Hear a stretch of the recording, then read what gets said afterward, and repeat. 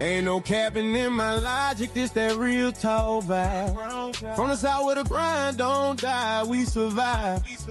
Mind sharp, money right, truth be the topic. Welcome to the game, this unfiltered logic. Ain't no sugarcoating here, just truth in the topic. Speak facts, not feelings, that's unfiltered logic. Pain made the hustle made profit. I learned from the struggle, now I profit off logic.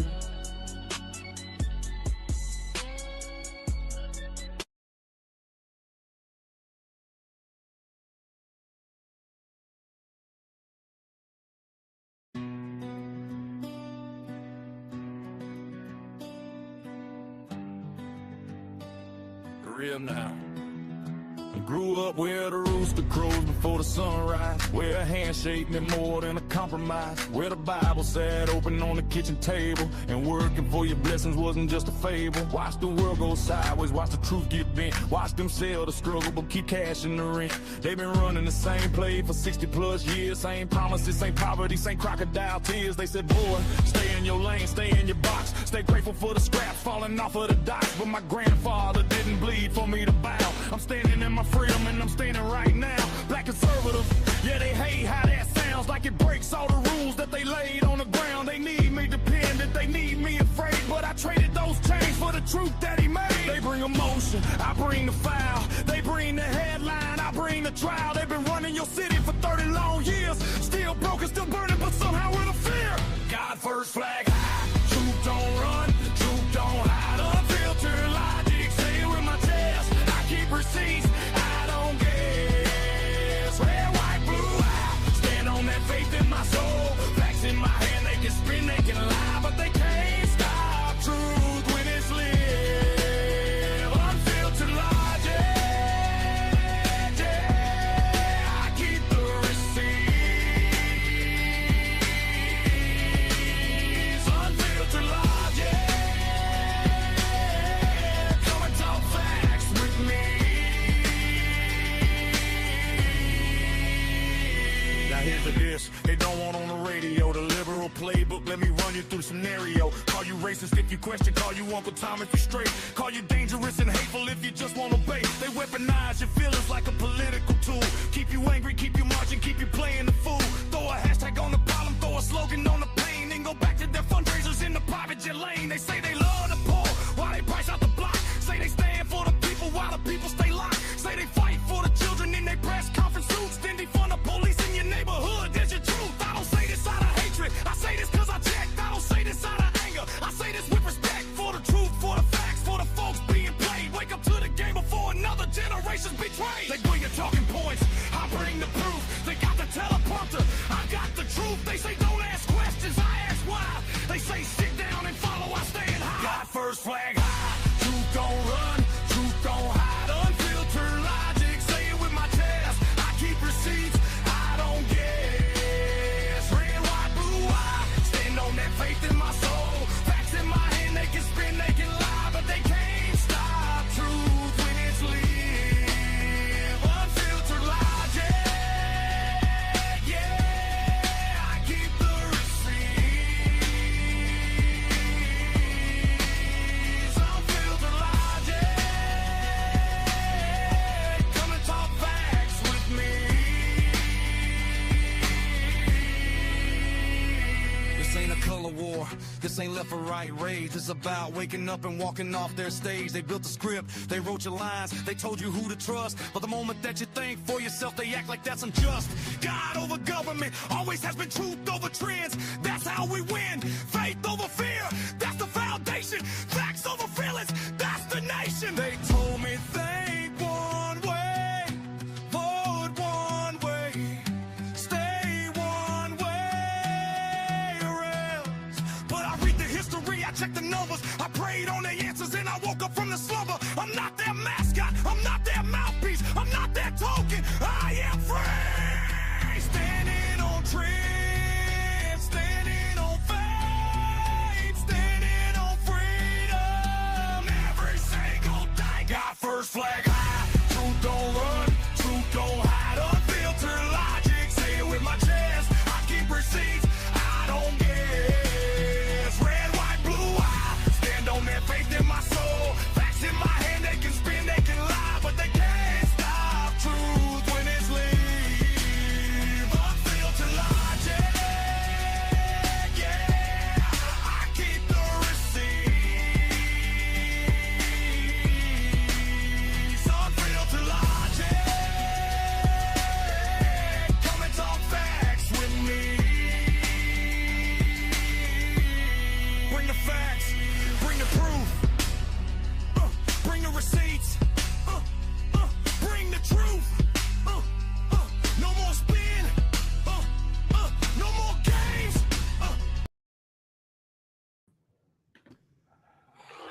How's it going, Dr. King? Blessings, sir. How are you? Oh, everything's great. Everything's great. Glad to have you today. So Dr. King, first of all, welcome to the show. I appreciate you taking the time out today, to come and talk with us. Um, I kind of wanted to get into a little bit about your campaign, what issues you were running with against. And I had a chance to talk to you off the air previously, and get to know you a little bit. But for everybody who doesn't know you, let us know a little bit about who you are aside from politics. Well, I'm a husband. I'm a father. I'm a grandfather, great grandfather. I'm a pastor in the city of Milwaukee, Wisconsin. I've been pastoring since '98. Um, I'm a business coach and a consultant. I work out in the community. I've been doing that for over 30 years, helping them get jobs, helping them get off drugs, helping them find a place to stay or having a place to stay, walking the streets from midnight to 3 o'clock in the morning, sharing the gospel of Christ. Um, and I'm just a servant.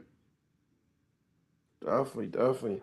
Yeah, I know that I've seen that you have your own ministry. Yes. Oh, I'm also an author. I forgot to put that Okay. in there. I'm an author too.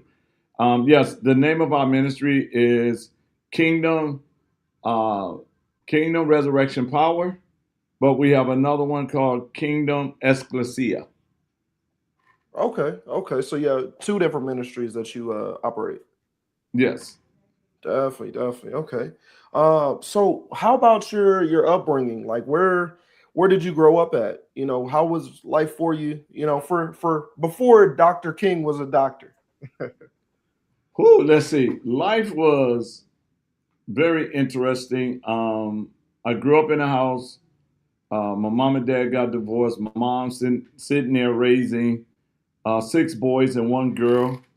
I learned my servanthood from my mom because she would let any and everybody stay with us. If they was hungry, she fed them. If they didn't have nowhere to live, she gave them our bed. She wanted them to be comfortable. Um, and she loved on people, and she always told us, "There's nobody better than you, and you is not better than nobody."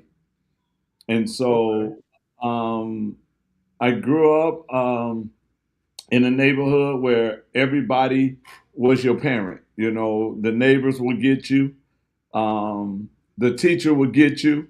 So if you messed up, and then from there, from after school, I became what's called a neighborhood security aide. We escorted senior citizens to the store, to the park, if they would just wanted to go for a walk. So right out of school, I decided to um, go into servanthood. And then my father, even though he wasn't in the home, he was in our lives, but he just wasn't in the house. He worked it at a company called A.O. Smith. And at that time, that company was making a lot of money. I mean, you worked there, you was gonna make some money. But it Okay. was but it was industrial, it was foundry like work, and my dad would not let me come in there. He would not let me in. They was if you had a family member working there, you automatically got hired. But he would not allow me to come in there. And at first, I was mad at him. I'm like, why I can't? Everybody else bringing their kid in here. Why I can't come in here? I didn't know at that time he even wanted better for me. So Right. I had to go and create my own path. So I started off as a dishwasher at a restaurant, became a cook and a baker by trade, and began to manage $1 million restaurants. And then I started working for $1 million companies, and my job was to go in and fix whatever was wrong. So um, if nothing needed to be fixed, I was bored, so I would transfer. But I needed to go in and fix things, and I've been doing that ever since. Definitely, definitely. So kind of, is it more of damage control, or would you say more proactive behavior? Damage control is my specialty, and I like to say it. I'm like Joe Clark on the movie Lean on Me. Okay, You might not like the way I do it, but you'll love the results. definitely, definitely. So that kind of leads me into asking what got you inspired to actually want to dedicate your path to serving others in politics, at least. I know you were already serving others in your neighborhood, but in a different way, right? Yes. Ministry is a lot different than being a politician. What kind of got you to want to even make that shift over and say, not necessarily that you're leaving the ministries behind, but stepping into a new role? Well, all I can say, it was God, because I was sitting in my office at the church, and God told me to study government, and I studied government. Now, mind you, I was a number man. I love numbers. I can be half asleep and show you where they stealing money, or where they lying when it comes to numbers, because I was a number man. But God told me study the government, and I studied government from the beginning of this country. Um, and then I found out while I was studying government that at one time I was offered the oldest Baptist church in Savannah, Georgia, which was also part of history. Uh, and I didn't realize it at the time, because the history they gave us in school wasn't real history. So I had to study history, and I realized that a couple of things. One, God was the center of government. That's why when they signed papers, they would say, "In the day of our Lord and Savior Jesus Christ." So they Yeah. kept God at the center, and then we traded God for money, right? And then they Mhm. started using taxation without representation, even though that was in the 27 grievance, but that wasn't the top 10. And so I started really paying attention to government, and I started to see how government operate. And then I ended up saying, you know what? There's a problem. And I was taught, if you come up with the problem, I charge you with the solution. And that's when Okay. I got into politics in 2008. Okay. So you started around 2008. That was a big time. You had the Yep. housing market crash. You had Obama just got elected. I'm sure that was Yep. a whole big commotion going on just in politics in general. And at that time, were you going to run for Democrat or Republican? Well, when I first ran in 2008, I was green. I didn't know really nothing. But what I did notice, that in Milwaukee, it was a Democrat win all primary. It was no Republicans in 2008 trying to run. Even though the sheriff was a conservative, he wouldn't run as a Republican. He ran as a Democrat. Mm, So what ended up happening, I jumped in a Democrat primary, because before God told me to study government, I really wasn't into politics at all. So I yeah. jumped in a Democrat primary, and they had a form, and I'm in this form, and they asked me a question about what would you do to make the district better. And I said, I would do whatever it takes, even if I got to work with somebody on the other side. And the moderator, now this is what blew my mind. The moderator jumped up and said, "You're a fake Democrat. We don't cross over." Man, yeah, I thought that was So during that whole campaign, my bad. Go ahead. I didn't know. I thought you stopped right there. My bad. Go ahead. oh, I'm sorry. No, during that campaign, they put out there's a fake Democrat in the race. So they got everybody uh, to vote for the um, the incumbent at the time, and so he won. But in the process of that, after he won, I met some people and they wanted me to go to an event, and I went to an event, and those people was talking the way I was talking. And Okay. that's when I started hearing people saying, "Oh, you're not a liberal, you're a conservative." And I'm like, "No, that's my upbringing. You're not going to put me in a box. I was Right. raised like that. You know, Yeah. uh, we was raised, don't waste money. We was raised, if you make that, my mother used to tell all her sons, you make that baby, you're going to raise that baby. You Amen. know, Yeah. so all my values came from my house. It came from home. It did not come from a political party. So so when they was like, "Oh, well, you're one of us," I'm me. Yeah. Yeah. And that's how I got started. Yeah. And I I say that all the time is like, I mean, yeah, I say more Republican conservative things, especially on my channel. But in reality, I don't expect myself to represent a party. I expect my morals to be what they are and my standards to be what they are. And whatever side at the time is aligning with that, that's typically where my vote aligns with. I think that it's this weird thing where everybody kind of jumps to a party like it's a football team, but I'm not sure why that's happening. What do you think? Why do you think that starts to happen in the communities? Everybody kind of picks right or left. Nobody thinks about the policies anymore. Because they're forced to do it. It's just like you move in the neighborhood and you got two gangs. They tell you to choose a side. You got to pick somebody. Yeah, yeah, Uh, and they don't want nobody to stand up on their own. A person like you and a person like me that speak our mind, we the bad guys because we don't want to choose a side. We definitely. just tell it like it is. And if you mad, you mad. And I always tell people, I never tell you what you want to hear, but I'm definitely going to tell you what you need to hear. And That's for so sure.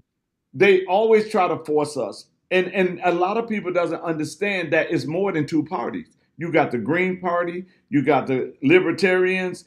I just found out there's a group called the Pirates. You got the Pirates Party, you got the Constitutional Party. So you got all of these different other parties, but they want you to stay stuck with just two parties, Yeah, they whether definitely you do. whether you agree or not. Yeah, that's definitely true. They definitely get very upset if you even seem as if you switch up a little bit here and there. If you have a difference in opinion, you see it all the time.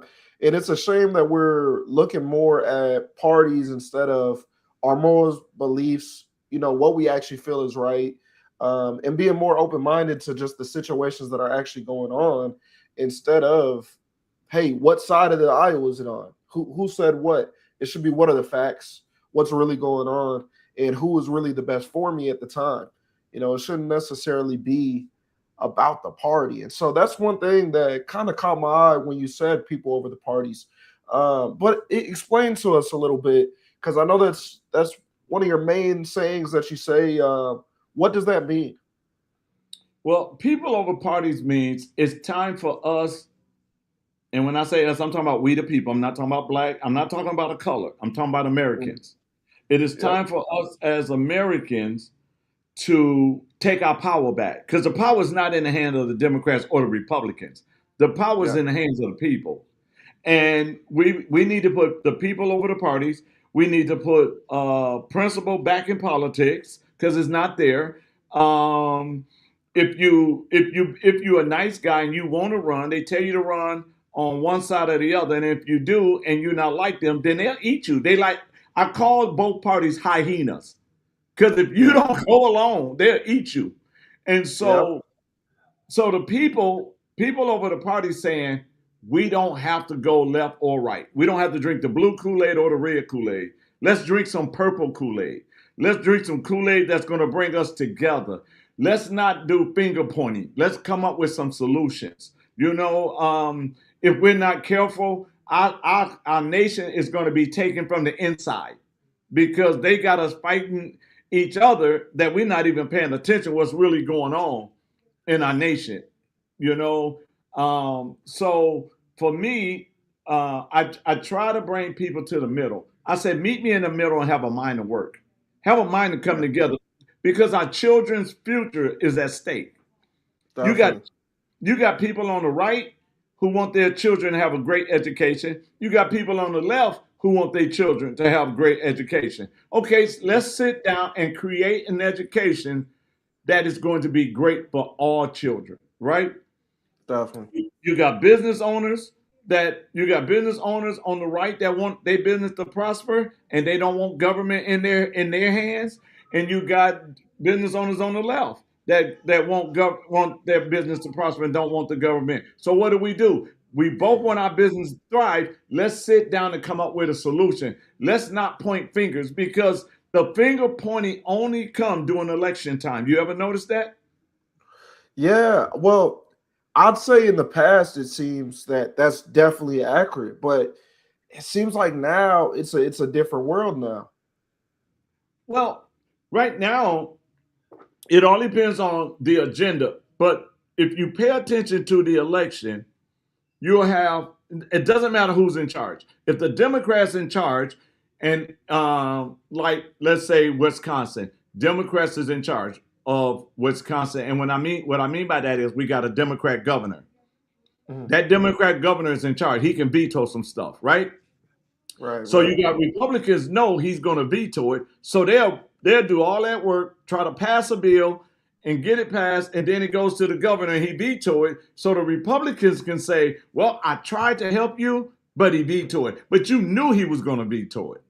And when we had a Mm. Republican governor, the Democrats did the same thing. They wrote all these bills, and all of a sudden they got vetoed. And they said, "Well, we was trying, but them Republicans won't let us.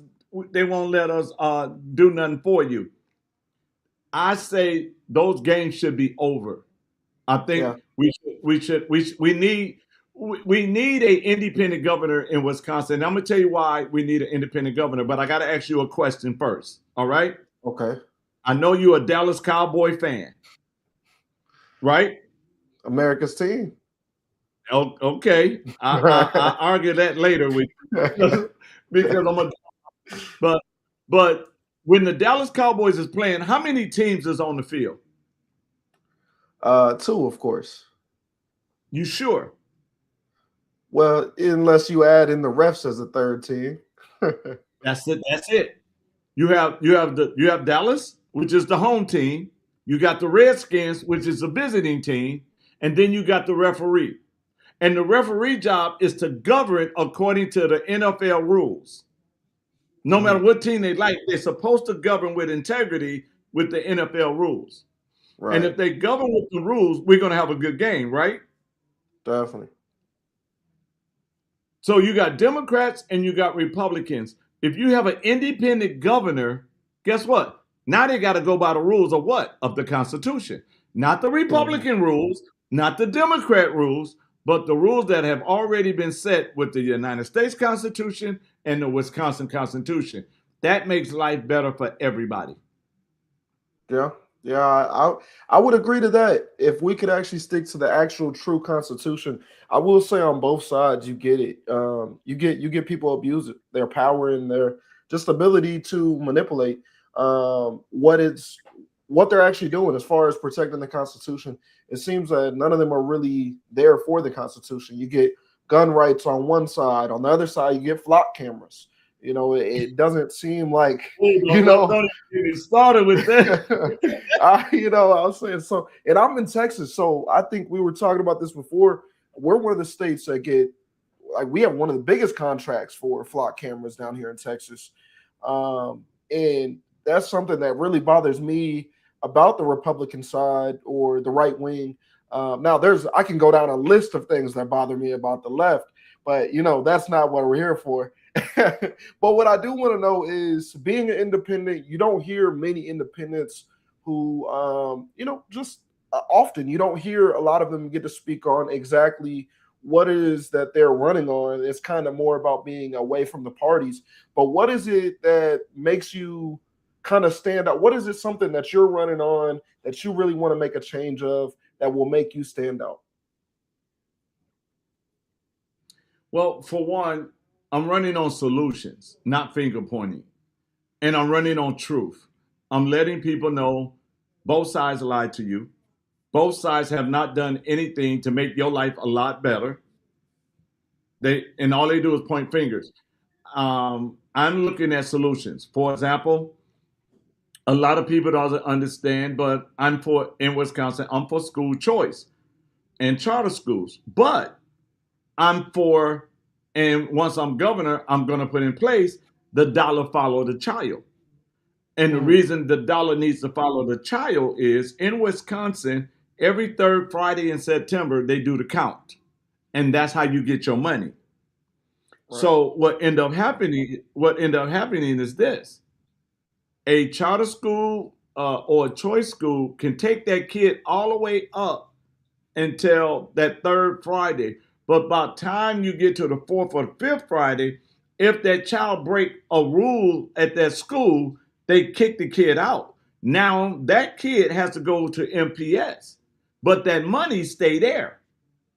So what they're doing is we got the money, we don't need the kid now. But if the dollar follow the child, now they're going to be more patient, more long suffering. They're going to make sure they got counselors in there if they need counselors, because if they kick the kid out, they kick out the money. Yeah.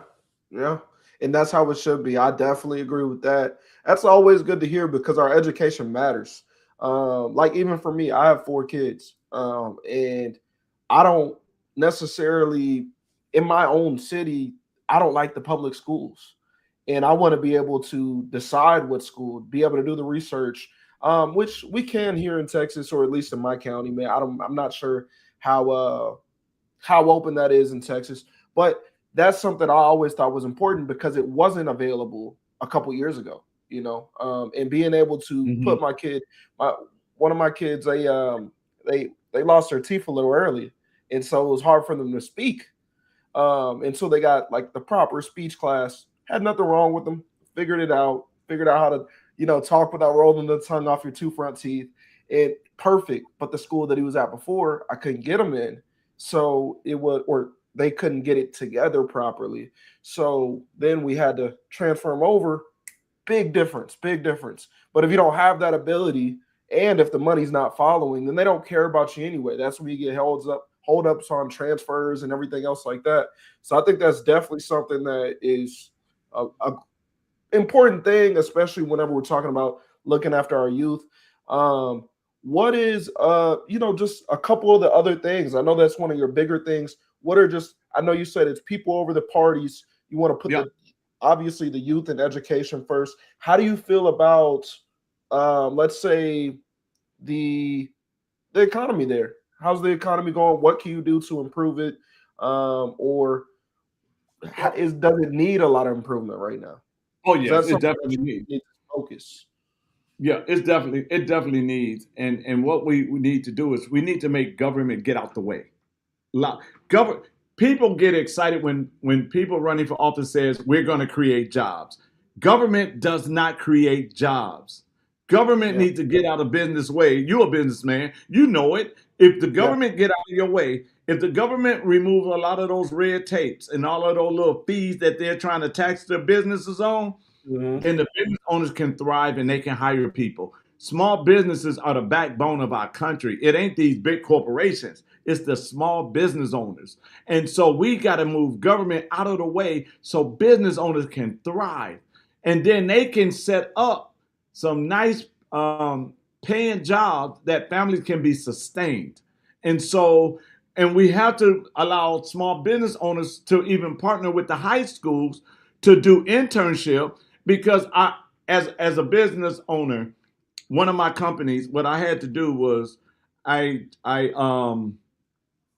taught the culture of a company before I send people over there. I had to get them to understand it.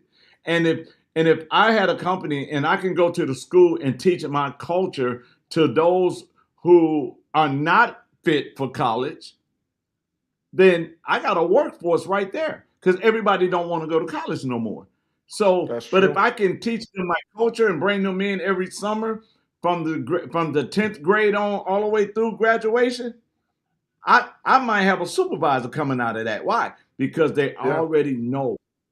You see what I'm saying? Yeah. But we have to get government to move out of the way. We move government out of the way, business is gonna thrive. It's that simple. Yeah. Yeah, that is definitely, you got no arguments with me there. If I didn't have to pay extra stuff, things would be doing a lot better. Extra taxes, extra regulation fees, all sorts of different things. Even just starting an LLC, you have to pay a fee. So everything else that goes behind it, it just makes things more complicated. I definitely agree with that. I was wondering, I had that's what it's called. So the Wisconsin God Squad. Tell me a Yes. little bit about that. I've seen and read that it's helped over 2,000 people, and I believe that's mostly with the youth. Tell me a little bit about that. I've been really Well, interested in hearing about that. well, actually, it's over 10,000 people. And Okay. and what God Squad was, I set it up like a police unit, okay, a police department. So I had my youth unit, I had my education and employment unit, I had my drug unit, I had my family unit. That was my special victim unit. I called that the SUV unit. Um, I had a one for elderly. So what we would do as God Squad, I modeled it after Jesus, and Jesus took care of the total man. So I didn't want to just pray for you. I want to give you what you need to get your life together. And before COVID, I was transporting over 450 people a day to work. I helped them get the job, and then I made sure they was at the job.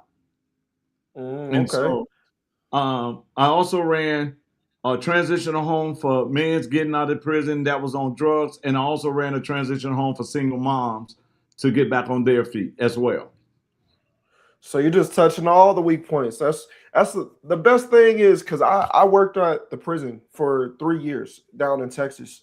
And the main thing is, I see so many inmates, they'll get out, and I seen them at the prison, and they'll see me on the streets, and they're typically, I see a lot of them outside of the gas station, and they're asking for some money, or they need something. They're trying to, hey, do you know where I can, hey boss, you remember me? You used to treat me good, but remember, I never used to give you a problem. Do you know a way that I can find a job? X, Y, and Z. Mhm. And they don't have any opportunities. The same thing with single mothers. You get in a situation where if you don't have anybody to be there to watch your kids, be there for you, it's really hard for you to go out and get a job. It's really hard for you to, get to where you need to be, because you can't have the means of the support that you need. So it sounds like you're touching all the soft spots in the community. I know that you're real big on helping out the youth as well.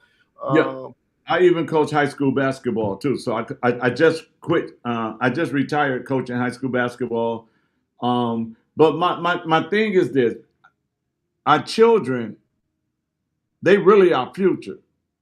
But in mm, Wisconsin, and I know in Texas too, we have a pipeline from school to prison. And if these babies can't read by the third grade, they in trouble. yeah. And by the eighth grade, they definitely in trouble. Do you know, we was talking about this, where I went to I ain't gonna name the restaurant, but remember I went to the restaurant and the total was 945. I gave them a 20, and it took two people to figure out how much change I get back. I mean, because Yeah. they don't allow them to do critical thinking. They don't teach them math like they should teach them math, because there's no way you should not know how to count change backwards or however, Yeah. but it's showing that the education system is failing.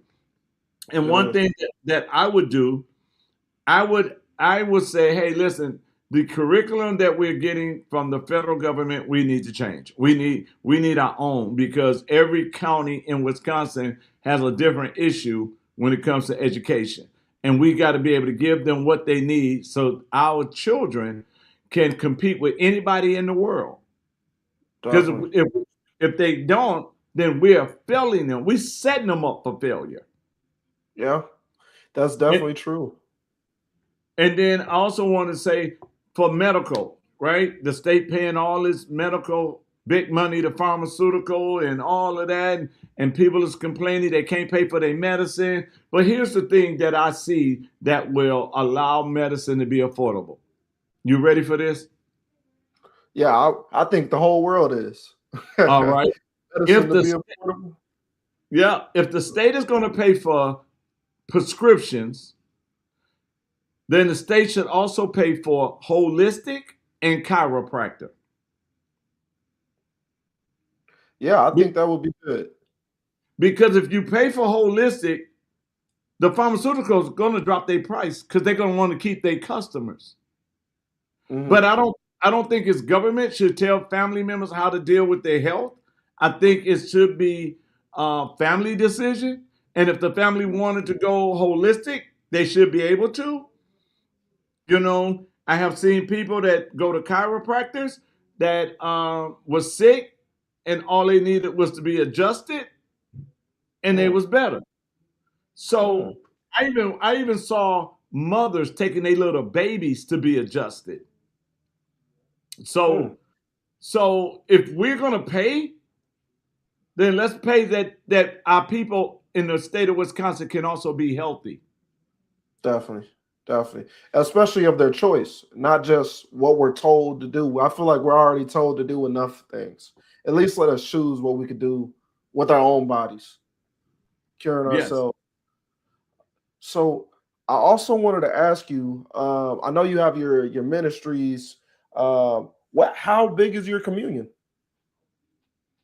My ministry reaches across Wisconsin, Mississippi, Georgia, couple of people in Texas. It travels all over. So it's not just planted here in Milwaukee. Okay. What do you guys do? Like a live stream of it? You record it, broadcast it?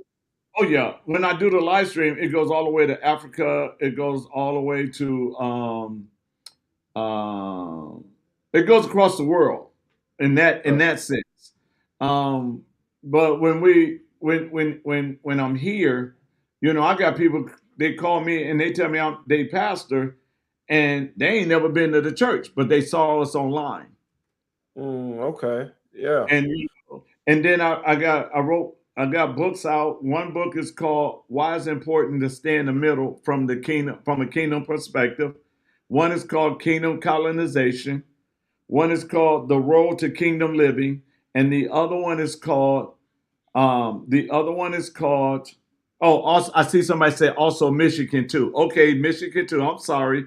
Let me actually pull them up right here for you, so we can have them up here. You can keep talking. I was just saying I'm gonna pull up the comments right there at the bottom. So we can see. And the other one is called Taking My Mountain. Standing up for God on the mountain of influence and being that light that we need to be. Definitely. Yes, sir. So I kind of jumped around to the two different things, but it's mostly because I think that those two are the most important, you know, or I guess you could say three: your education, your health, and your faith. I think those are the three most important things when it comes to not just the youth, but our community in general. People are a lot more productive when they're healthy, when they're close and connected with their faith. You know, they can bear a lot more fruit. And when they're properly educated in the right ways to where we're actually guiding ourselves in the right direction instead of going around in circles over and over. We've been talking about the education was bad since, I was in elementary school, and talking about how other countries are surpassing us and that the reading level keeps dropping lower and lower. And it seems like nothing is changing. Why do you think that it literally all three of those things that, I would say me and you probably can agree, those are three of the most important things to the communities. Why do you think that those are the three things that they seem to be attacking the most? And when I say they, I don't necessarily mean a party or the other, but it just seems like the government entity as a whole, it just seems like the education is getting worse. We don't have God in anything anymore. We don't even say, put our hands over our heart in the morning before school, Right. And then the same thing with health. You're just told prescribe this, and this has symptoms of this, this, and this. But if you take that, then you're gonna need to take this over here, and that has symptoms for something else. If you get those symptoms, take that. You know what I mean? So why do you think that is something that's going on? Well, first of all, let's start with the first one, and that's our faith. And they will tell you by faith, right? They'll say to you, I gotta remove God. Because if they remove God, they remove hope. There's no more hope. Yeah. You know, it's doom and gloom. Then they go to the education system. And why is that? Because I tell people this. If you send your kids to Caesar, don't get mad when they come home a Roman. Yeah. Because Caesar is going to indoctrinate them with what they want them to have. And so when you look at education, this is one of the reasons why they stopped cursive writing. Because if they taught our children how to write and read in cursive, they can read history. Yeah. Yeah, they stopped teaching it right after, like, so my grade level, I think you learned it in 4th grade, 3rd grade or something. And I remember the very next year they stopped teaching it, at least in the state of Texas. So it's definitely more and more things that it seems that they're taking away from our education system. Nothing that they seem to be adding other than tablets instead of reading books. And you know, it's like this. If I can stop you, well, I'll say it the way James Madison said it. James Madison said, knowledge will always govern ignorance. If I can keep the information from you, I can govern you. If I take that, because knowledge is nothing but information. If I don't give you the information, right? If I don't never give it to you, I can govern you. Just like if I never teach you how to fish, you got to come to me to eat. Right. And that's what they want. That's what the government want. I even hear in some states that they're telling, they're trying to open up government grocery stores. You know what would happen if the government controlled grocery stores? They're going to have a food desert in no time. Taxes Well, are we going to got be a couple of them in Milwaukee. We got a couple of food deserts in Milwaukee already. But for the government to get control of the food, they already trying to damage the water because we know we need the water. They know we need food. They know we need shelter. So the government is trying to take everybody's generational wealth away, which is land and property. Yep. And that's why they give you affordable housing, because they don't want you to own nothing. Yep. And once I get you in affordable housing, I can snatch that from you whenever I feel like it. That's true. That's true. And it seems like it's going even more like that even in Texas. We have a lot of land, and that's something that a lot of people don't feel too good about down here. Do you guys have a lot of land out there in Wisconsin that's just open for farmland and things like that? Are they swapping out a lot of that for apartment complexes like they're trying to do here? Well, they're trying to swap it for apartments, but they're also trying to swap it up. I mean, gather it all up for data centers, which would damage the water, damage the forestry. You know, I believe that we just have to open up our eyes and say, hey, wait, whoa, what's going on? You know, that we got to protect our family farmers, that they'll be able to pass it down to the next generation. We got to stop here in Wisconsin. We got to stop letting people that don't live in Wisconsin buy up all our land. We got to stop them from buying up all our houses, and then they become slumlords because they don't live here. But they taking all of the resources from here to wherever they live. So we gotta cut back on allowing outsiders to buy up everything. Yeah. That's always the key, is keeping it within and building within. What do you think that you can do to prevent, like you mentioned, data centers? we all think in general, data centers are just going to be a terrible thing all over the nation. In Wisconsin, you've already mentioned that that's something that you don't want around. What is your plan to kind of keep that away? Do you have a plan? Have you thought about that yet? Well, see, and that's the beauty part about it. It's not my plan. It's the people's plan. I work for the people. Definitely. If you say you don't want it, you don't have to have it. If you say you want it, you got to understand we're there to represent the people. We're not there to represent ourselves. And if I go in with a me agenda, then I failed the people already. I have to go in with we the people over the party agenda, making sure that I'm there to represent them. Because I don't know about Texas, but Wisconsin, we already got taxation without representation. Mm-hmm. Yeah. And so, so we need someone that's going to really represent us. And the thing about it is, we got to put an end to the lie. And the lie is your family member that's on the other side is not your enemy. There you go. Know, you got to be able to understand that y'all just see it differently. There you go. I might want to go to Texas, and my uncle might want to go to Texas. I want to drive. He want to fly. So now we're not going to speak to each other because one of us flew and one of us drove. Yeah, that's how they think it should be.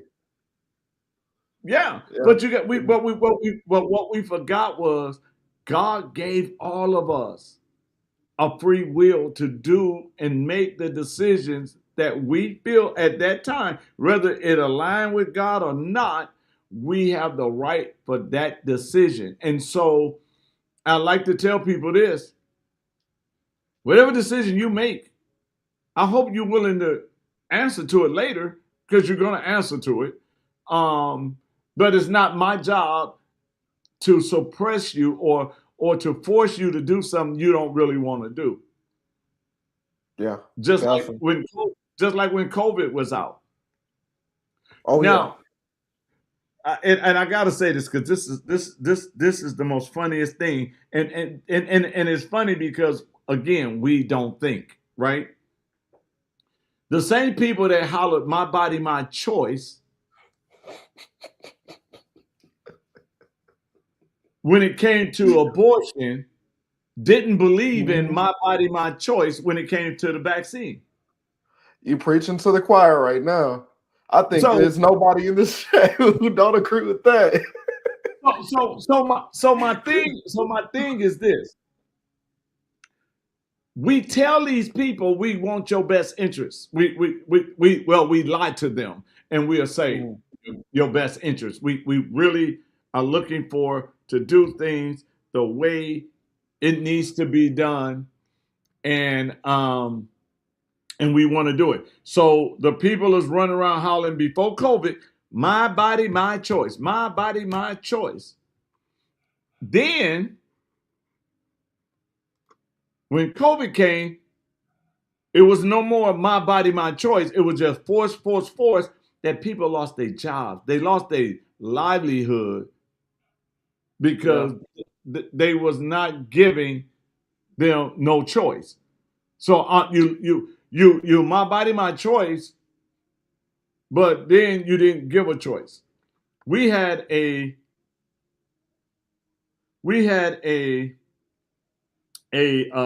Republican governor here in Milwaukee that always told the people he was for them, and I'm saying it first on here, but I'm going to do a post on it to show the people how people don't really care about you. They're just pushing an agenda that does not line up with your life.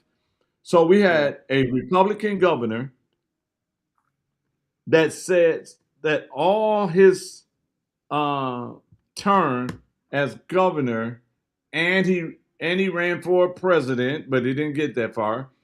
And he says Democrats are evil. Democrats don't like you. Then he turns around and make a commercial with, now at the time he was the former governor. he makes a commercial with a former Democrat governor telling the people to take the jab. Oh man! Even when the jab didn't even know when the jab didn't even know the side effects. So how are you telling people something is safe if you don't even know the side effects of what you're telling them to take? Now y'all friends, now y'all close, now y'all all of that in a bag of chips.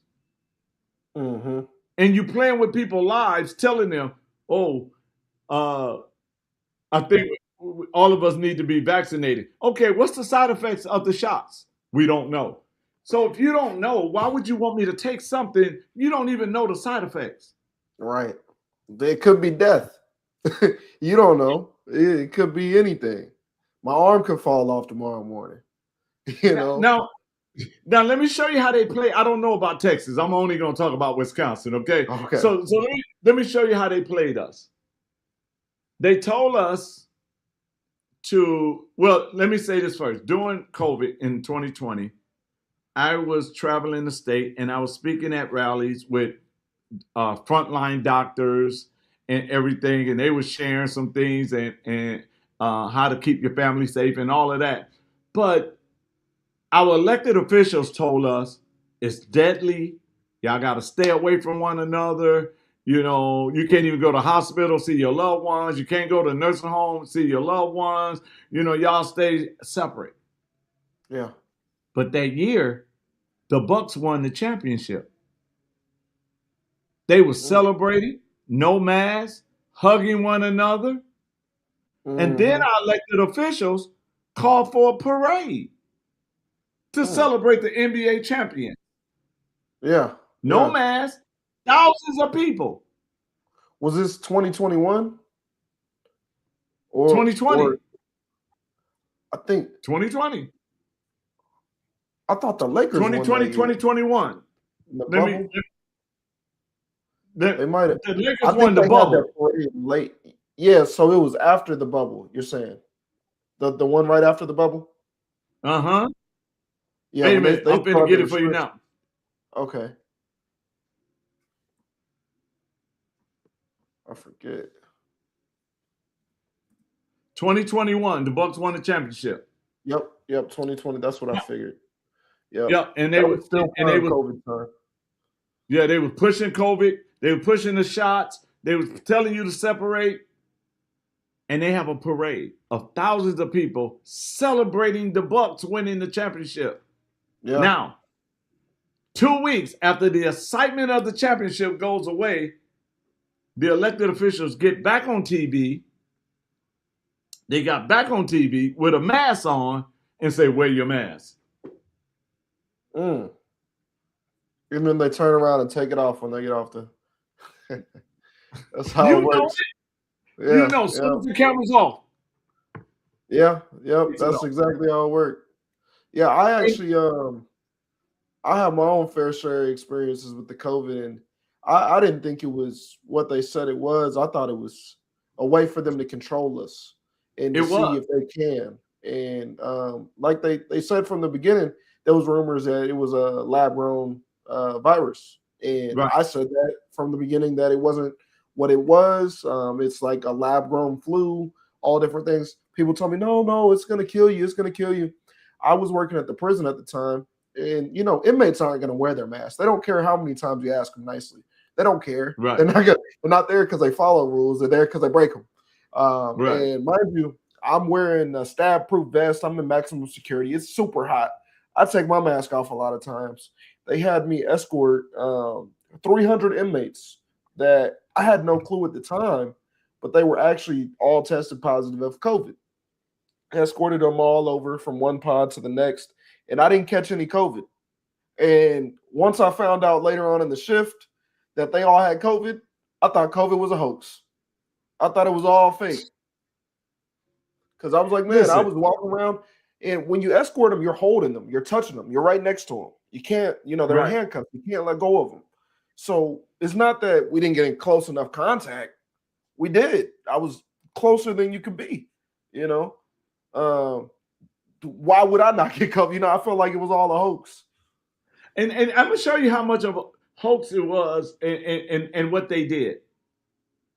If COVID was so bad, why didn't doctors die that was treating COVID patients? Yeah.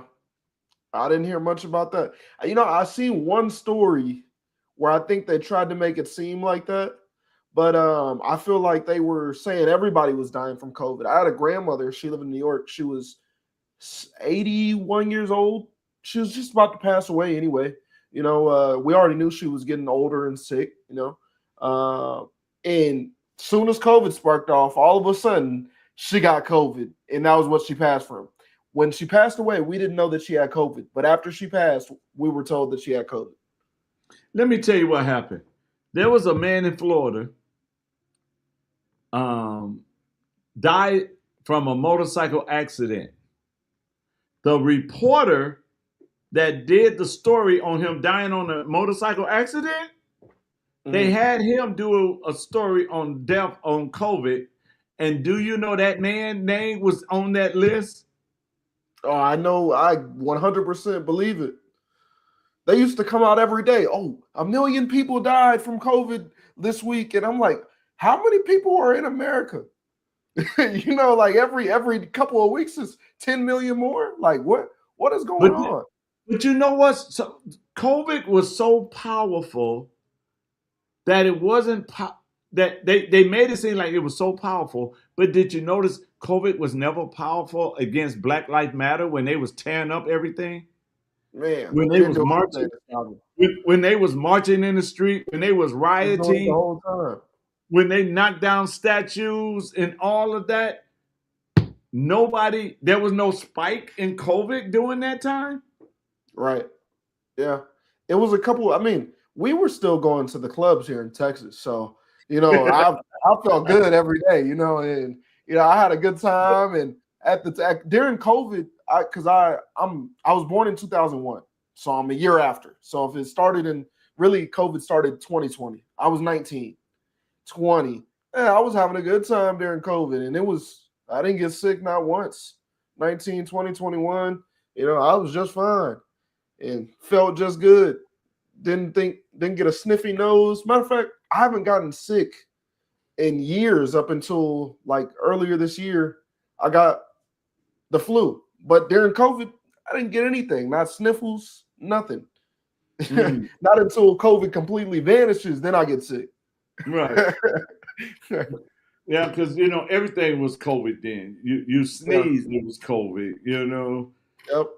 And that's exactly how it worked. Yeah, but if I was governor during that time, one of the things that I would have done is put the truth out there and let families make their decision themselves. I would not put a mandate that you got to stay away from your loved ones. I would not. Now in Wisconsin, they did what's called a mandate, and they mandated the church to be closed, but not the liquor store. During the most crucial time, shouldn't the church be open for people to pray, people to get some encouraging words, people to have hope? But you want to shut the church down, but you want to leave the liquor stores open. Right. And there was lines in the liquor stores. Oh, yeah. They wasn't 6 feet apart either. So I definitely think that was something that was a major fault. They did it on purpose. They wanted to keep people out of the church. They wanted to keep people out of schools. They wanted the community to be, or the environment, the world, America, the citizens to be dumb. To take them out of school for 2 years and have them do it on Zoom, where they're literally doing it on a tablet or a computer. All the answers are on the internet. Why would we even? Why is that a thing? Why is that something that we go to? Just the different things that they would do. It just made no sense to me. But I kind of want to pivot a little bit, and I want to get into. So you're independent and you're a write-in ballot. Yes. Now that's it. Some would say that's two things kind of to overcome. And before I even really get into how do you feel that it is that you can overcome those things with those two things being against you, what is it for the people who don't know? What is a write-in ballot why is it that somebody becomes a write-in ballot instead of the primary? Well, in Wisconsin, independents don't have a primary period. They go all the way to November. But the write-in is not hard at all. And the reason I say that is, how many times you went to the polls and you saw two names, you didn't like either one, but you wanted to vote, so you hit other and wrote probably your name in or somebody else's name in, right? So what I did, I went to our election commission, Wisconsin Election Commission, and I followed their instructions to become a write-in candidate. And so in November, all the people have to do, because you're going to go to the poll anyway, just go in, go to the governor, hit other, and write in David D. King. David D. King. Okay, Yeah. so if you guys are looking to, and this is for if you guys didn't know in general, as well as for this specific running as well. When you guys are looking to vote for David D. King, make sure you check that other box and write it in. But if you are ever looking, because a lot of people they don't understand what a write-in ballot is. Like I told a couple other people that I was telling, to say I'm going to be talking to a write-in ballot, and they didn't know what it was. They was like, "What is a write-in ballot?" And a lot of people don't, honestly. So that's why I thought it would be good to kind of for you to explain it yourself, because a lot of people they just don't understand that. Yeah, and the thing about it is, they used to have it where you wrote, when you go vote, you would write someone's name in, but now they just try to make it easy for you, and they have the name on there. I think it's time that we go back, and write. I believe that the last governor's race, 890,000 voters didn't vote in the last governor race, and they felt they didn't have nobody to vote for. So, given that third choice is saying, you know what, we the people, we can do this. All we got to do is go in and write the name down. It's that simple. To write down the name David D. King. How I got here was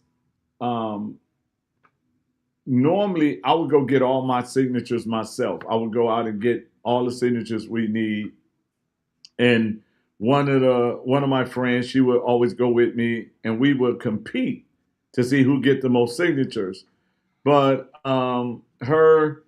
she couldn't come because of some health reasons and everything, so we wasn't able to do it. So we got sabotaged. We had an individual that we paid their organization to go out and get the signatures for us. And God is good. God is always going to warn you when things are getting ready to come your way. And so what God did was he showed me through a friend of mine that the people we hired was going to sabotage us. And what they did, they had children, mind you, little kids out there collecting signatures. So what they did was they had these children, these babies now, collecting signatures. They took pictures of them. They sent it to me. They let me know. And what they thought was going to happen was that we was going to turn those signatures in. So that way, when they challenge it, it would have made news that I had little babies out there. What kind of candidate is this? Got babies out there breaking the law, getting signatures, but we did not present those signatures. So they tried to almost catch you up with fraud. Yes. But God had already showed us, and he allowed someone to send us the pictures of these babies. And when I say babies, I'm talking about they couldn't have been no more than 11, 12. Man, kids, elementary school age. Yes. So they was trying to sabotage us and thinking, oh, we'll go away. Why? Because here's what's happening. You got the Democrats says, oh, he's going to take votes from the Democrats. And you got Republicans saying, oh, he's going to take votes from the Republican. And I told them, you both are correct. I'm taking votes from both of y'all. Yes, sir. You know, I so understand that. so you have to understand this. I understand being in politics is part of my purpose. And anytime you got purpose, you got to have passion. And so my passion is to see Wisconsin better. So my purpose is to make sure Wisconsin is better. And I always tell people my purpose is always bigger than my problems. Definitely. And I choose courage over comfort. Definitely. That's how it has to be. A lot of people, they're too comfortable or too complacent to choose to elect to use their courage and actually stand up for what they actually do believe in and what they actually, you know, feel. A lot of people, they're scared, especially nowadays, with it being so available to you to say what you want to say with social media and the internet and everything else. It's still so many people who feel that they just can't really be heard or say what they want to say anymore. And it's almost like they want you to lose that courage of saying how you really feel. You have to fall into one way or other, or you get shunned, you get labeled one way or the other without even being that way. That's one of the good things about I guess that's one of the good things about being independent is you don't have to be in that box. You get to be able to say what you want to say, do what you need to do. Hopefully that's the right choice for the people that they can see, hey, look, we don't need to be a part of either party, especially in Wisconsin. It's time for a change. I know that Wisconsin has had, I believe you guys have been Democratic for quite a while as far as the governor's seat. Well, not really, because he did 2 terms, and then before him it was a Republican that did 2 terms. So you know, it's just been. I think right now everybody is waiting on a cold glass of water, and I'm that cold glass of water to help them be able to do what needs to be done. And I want to say this too, if I can, for those that are watching. And if you are someone that are sick and tired of being sick and tired, whether you live in Wisconsin or not, you can join in um, helping us uh, make history and become the first write-in governor candidate to win by going to our website. Now, I will call you guys the Air Force. All right, I'm the Marines. I'm on the ground. I'm doing what I need to do. So I'm calling for the Air Force. The Air Force always bring the supplies, right? So I'm asking you guys to go online, go to kingforgovernor.com and make a donation. Say, hey, I'm standing with you, even though I'm not in Wisconsin, but I want to stand with you. And if you want to stand with me, just go to kingforgovernor, FOR.com, and make it and make an Air Force donation and says, hey, we standing with you in this race right here. And if you know somebody in Wisconsin, say, hey, listen, this is the man y'all need to lead Wisconsin in the right direction. There you go. Well, I do kind of I did want to ask you one more thing before we started wrapping this up. I wanted to know as well. I've seen. I know you mentioned in 2008 you ran for office. How about any time in between then? Is this? Did you take a break from it for a minute, or did you continue to run for that meantime? Oh no, I kept fighting. I'm more like Abraham Lincoln. I ran more than one race. So 2010, I ran on the Republican side for Secretary of State. That election was stolen from me because it was a Republican landslide at the top of the ticket, and I'm the only one that didn't win. And it's funny that I didn't win because I had more votes than the Democrat governor candidate. Mm. And numbers don't lie. So it was some funny business going on because ain't nobody voting for a Secretary of State and not vote for the governor. You know what I mean? Right. Yeah. And my opponent ended up with 70,000 more votes than the governor did. and on the Democrat side. So how did he get 70,000 more votes than that? But the Republicans didn't say anything because they couldn't control me. So they rather keep a dead Democrat in that seat than a Republican they could not control. Yeah. All right. Yeah. In 22, I ran for lieutenant governor on the Republican ticket. They wanted me to sign some little agreement, or I was not allowed to speak at our state convention, and I wouldn't sign it.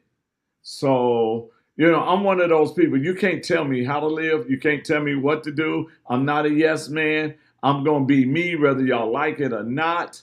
I was going around and telling them, y'all did some things I'm not happy with. I'm a Second Amendment man. So why would you give me concealed carry instead of constitutional carry? There you go. We don't need any concealed.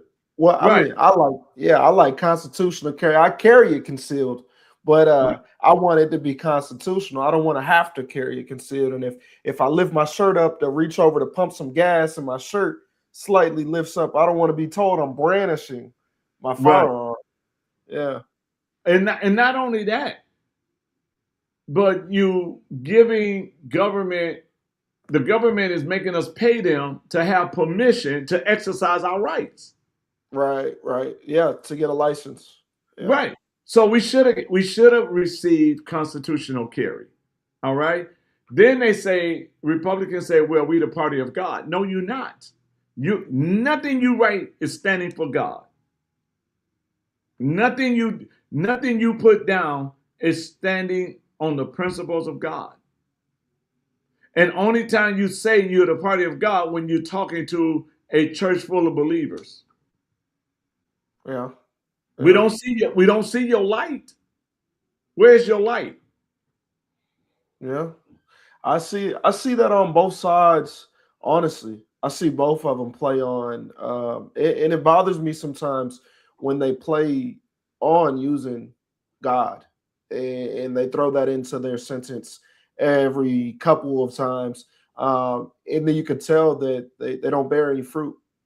And, a real believer could tell when somebody bears fruit.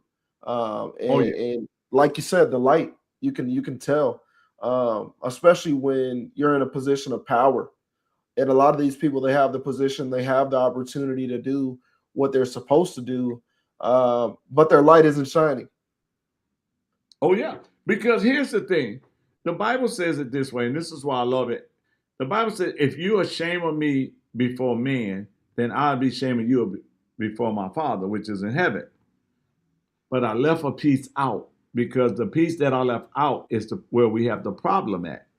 Jesus said it this way. He said, if you're ashamed of me and my word before men, then I'm ashamed of you before my Father.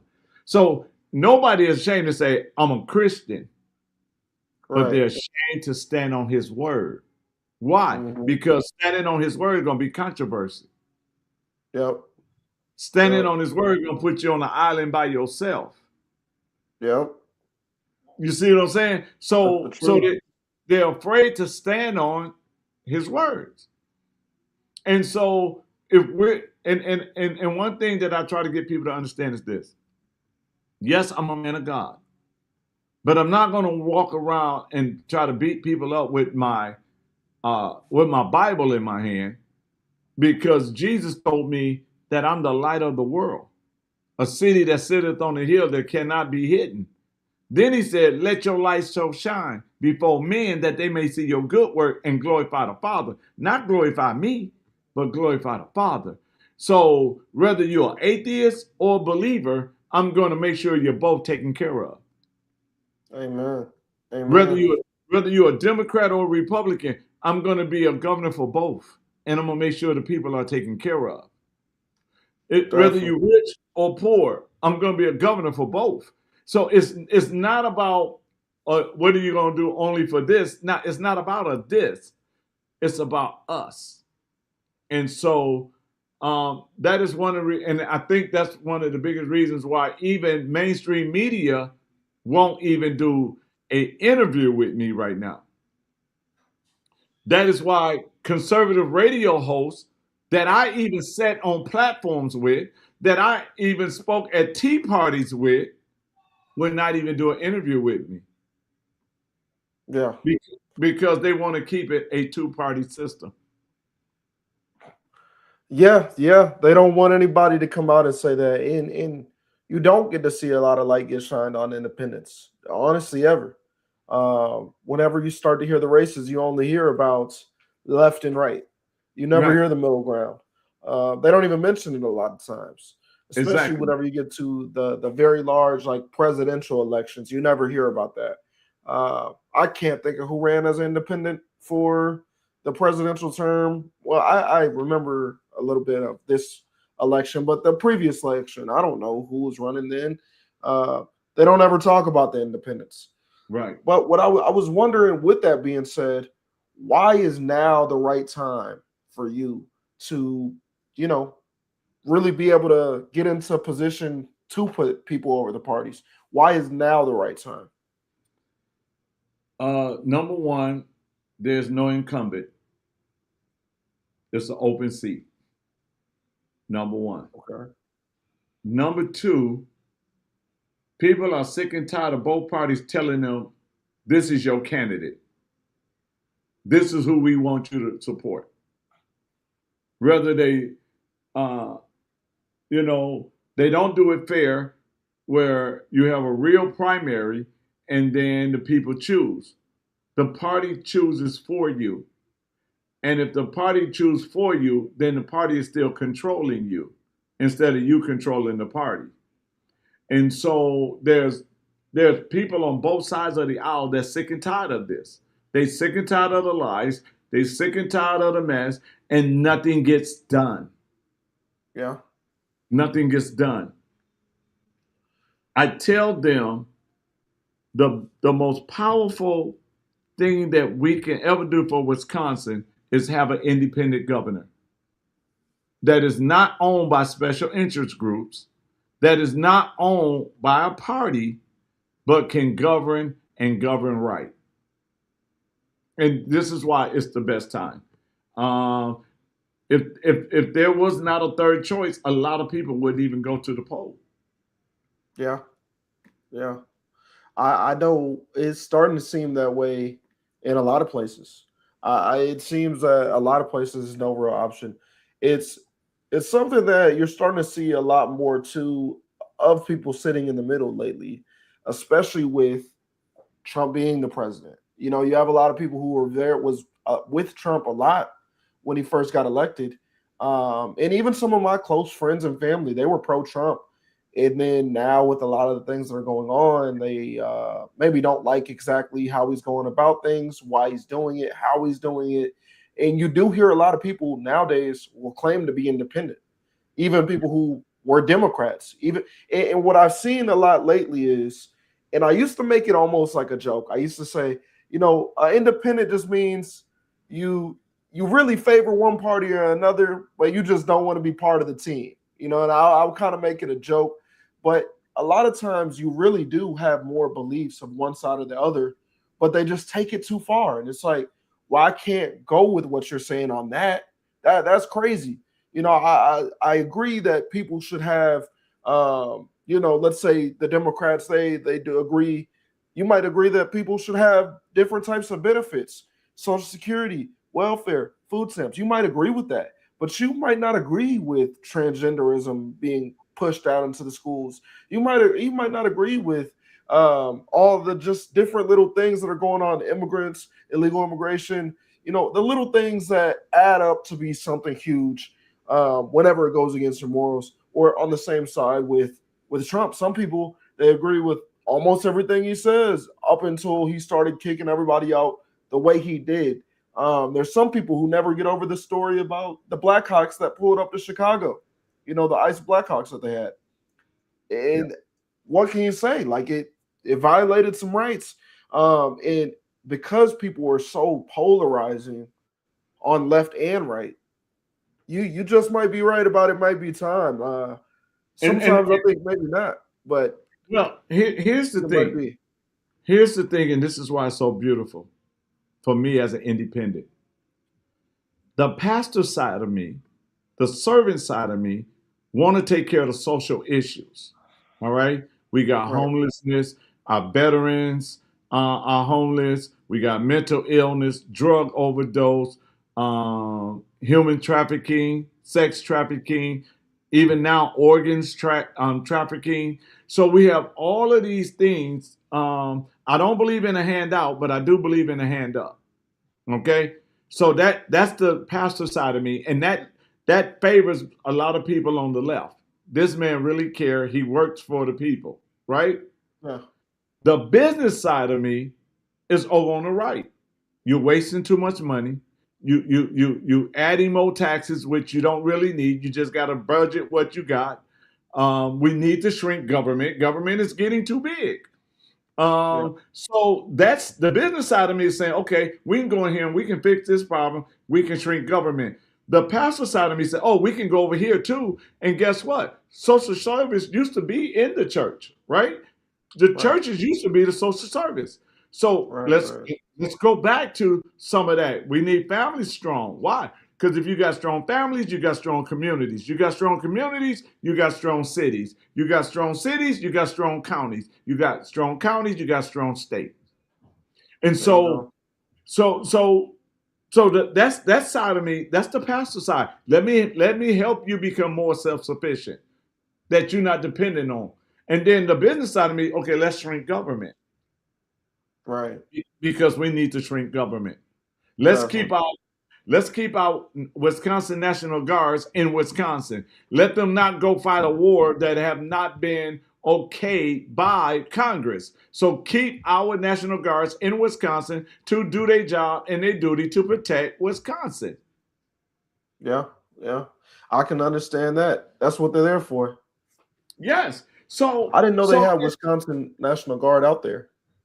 Huh? I said I didn't even know they had Wisconsin National Guard out there. Oh yeah, every state got their own National Guards because every state is a nation by themselves. Yeah, so, I didn't know that they had sent the Wisconsin National Guard out to. No, they didn't send them out yet. They didn't send them. But what I'm saying is, because that's another thing that's going on. A lot of people is upset talking about defend our guards, keep our guards, and I think it's going national now. They're saying defend our guards. Do not allow our National Guards to leave the homeland and go. Right. If they're gone, who's going to protect us? Definitely. Yeah, that's the truth. And so, that's the truth. So those are the things that I look at. And then when you look at illegals, immigrants, a lot of Latinos voted for Trump. Why? Because they've been working. They got visas. They try to, make money, send it back to their family. And then all of a sudden, here come these illegals come over here and they give them a place to stay. In Chicago, they was letting them stay in the police station. A regular citizen of Chicago could not sleep in the police station unless he was arrested. They had them in police stations and schools. Yeah. All sorts of stuff, man. And making sure they got food. And look at all the homeless people we got. They got, and I notice in almost every state, every city, you got what's called tent city. Yep. But we're not taking care of them. We're taking care of the illegal immigrants. No, we have to take care of our own first. Charity starts at home. We have to take care of us first.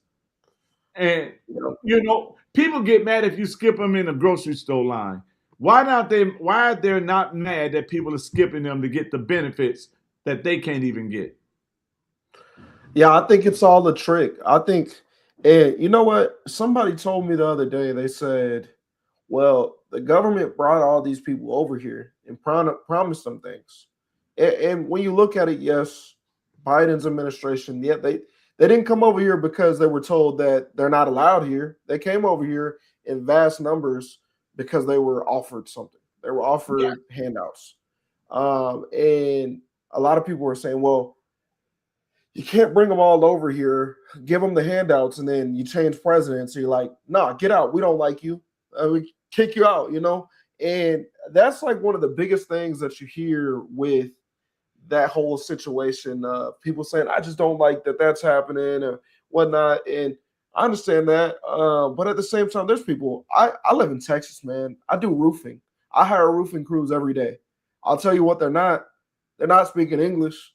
Right. So, and most of them, they didn't get here 3 years ago. They got Right. here 30 years ago. Their Right. families got here 10 years ago. Whatever the case is, they've been here for a long time. They haven't been assimilating to where our culture is, but they have been here for a long time, and they have, been able to use up our resources for a long time.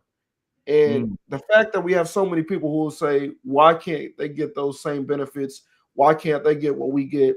Well, the thing is, they're getting more than us. They're getting better than us. There's people all the time that are getting told no to Section 8, but you have immigrants getting it. There's people in our community getting told all the time, oh, we're only going to give you $50 for food stamps because you only have one. There you go. And that's the type of stuff that you're seeing left and right. Oh, well, you don't see them in voter. They can't vote. They're not able to vote. Well, the files just came out there. We've seen in Texas alone over 100,000 dead people voted in Texas this last election. Not to mention the 20,000 illegal immigrants. So, and not to mention that was in not just Texas, but 11 other states. I just use Texas as an example because it's so close to home for me. But you're seeing it all over the place. It's not the same as them getting what we get. Firstly, we've had generations pay into this. Because even now, if you retire today and you get Social Security, that Social Security is paid for by the people who are paying it right now. It's not from way back then when you paid into it. You paid for the last generations. And people don't. Oh, I'm so glad you said that, because people don't understand how. So and here's what they're saying. Oh, they're using up Social Security. No, this is what's eating up Social Security. Each generation pays in for the generation before them. When you got a gap of people not working on free benefits, and now it's the next general time to get their Social Security, you ain't got nothing in the pot. Yeah. Yep. Because That's why? exactly it. The one that's coming behind them ain't working. Not even a little bit. And so, we got a lot of work to do. And I know it ain't going to happen overnight, but it can start November 3rd, especially in Wisconsin. It can start November 3rd. And I like to say on November 3rd, we're going to win as a write-in candidate, and that's going to be the shot that was heard around the world. Because they're going to be like, oh my God, what happened? The people have gotten tired. That's what happened. The people are sick of the lies. They're sick of being controlled. They're sick of, you got some people, they're getting government assistance right now here in Wisconsin, but they don't want to be on government assistance. So if they go out and get a job and they make $1 more than what the government say they can make, they snatch away child care. They snatch away their health care. They snatch away food stamps. So now how you going to make it, and you just getting started? So now you got a question. Do I try to prosper, or do I just stay here? Because I can't do it without it. I believe that we got to wean families off of government system. We can't just snatch it. Right. But because the biggest drug in Wisconsin right now and in this country is the drug called dependency. They depend on the government. And so we got to wean them off this drug and let them know you can have a better life. Yeah. Yeah, way better. Yes. Now, so that all brings me into, I'm getting ready to close up with you here. It's been a great conversation, but I do want to ask you these two questions before we get off here. So if you're elected as the governor of Wisconsin, what are the first 3 priorities that you're going to tackle on day one? Day one, 3 priorities. I'm going to call an emergency meeting with legislators and say, listen, we got to stop this property tax. Right now, our governor signed it that property taxes will go up for the next 400 years. So we need to first of all put a freeze on property tax, but we also got to put a freeze on appraisals too, because if we only freeze property taxes and every year your appraise goes up, by the time the freeze is over, now you got to pay all of that money, right? So we need to freeze it, and while we're freezing it, we need to look at our schools in every department to make sure that they are not wasting money. All right. Okay. The next thing I want to do is that I want to make sure that every senior in Wisconsin that got in trouble when they was in their 20s, but never got in trouble again, get a pardon. And I'm going to tell you why. A senior that never got back in trouble but still have that felony can't get no housing because of the felony. Yeah. So we need to release them so they can have a place to live. Right. I agree with that. And so I want to make sure that what we do, we're doing it in a way, because we're going to audit every department. We're going to audit our election commission to make sure all the dead voters is off the roll. Right. We got to get like you say, dead people ain't got no business voting. So we got to get them off the roll. Got to. We got to make sure this off the roll. We got to make sure that we sit down and find out, if we untie teachers' hand, what do you need to really be successful and allow our children to be taught? Because it can't be money. Everybody says, well, it's money. No, it's not money. What do you need? What's holding your hand that telling you, no, you can't do that, or no, you can't do that? Because here's the thing. If we don't fix the education system, the prison system the mouth of the prison system is going to open wide. Most definitely. And so we have to look at what can we do to make it better. Those flop cameras, oh my God, they gone. They gone. What do we need that for? You know, if you mention the flock cameras being gone again, I'm gonna tell you need to come run for Texas. If we get too deep in on that, I'm gonna be writing out, getting a petition going to swap you out for our governor in Texas. Hey, I'll come too. But I mean, come on now. We have to start to look at giving back the freedom and the rights that was taken little by little by government from us, so we can breathe. We need the government off our neck, right, so we can breathe. And how, and this is the part I love the most.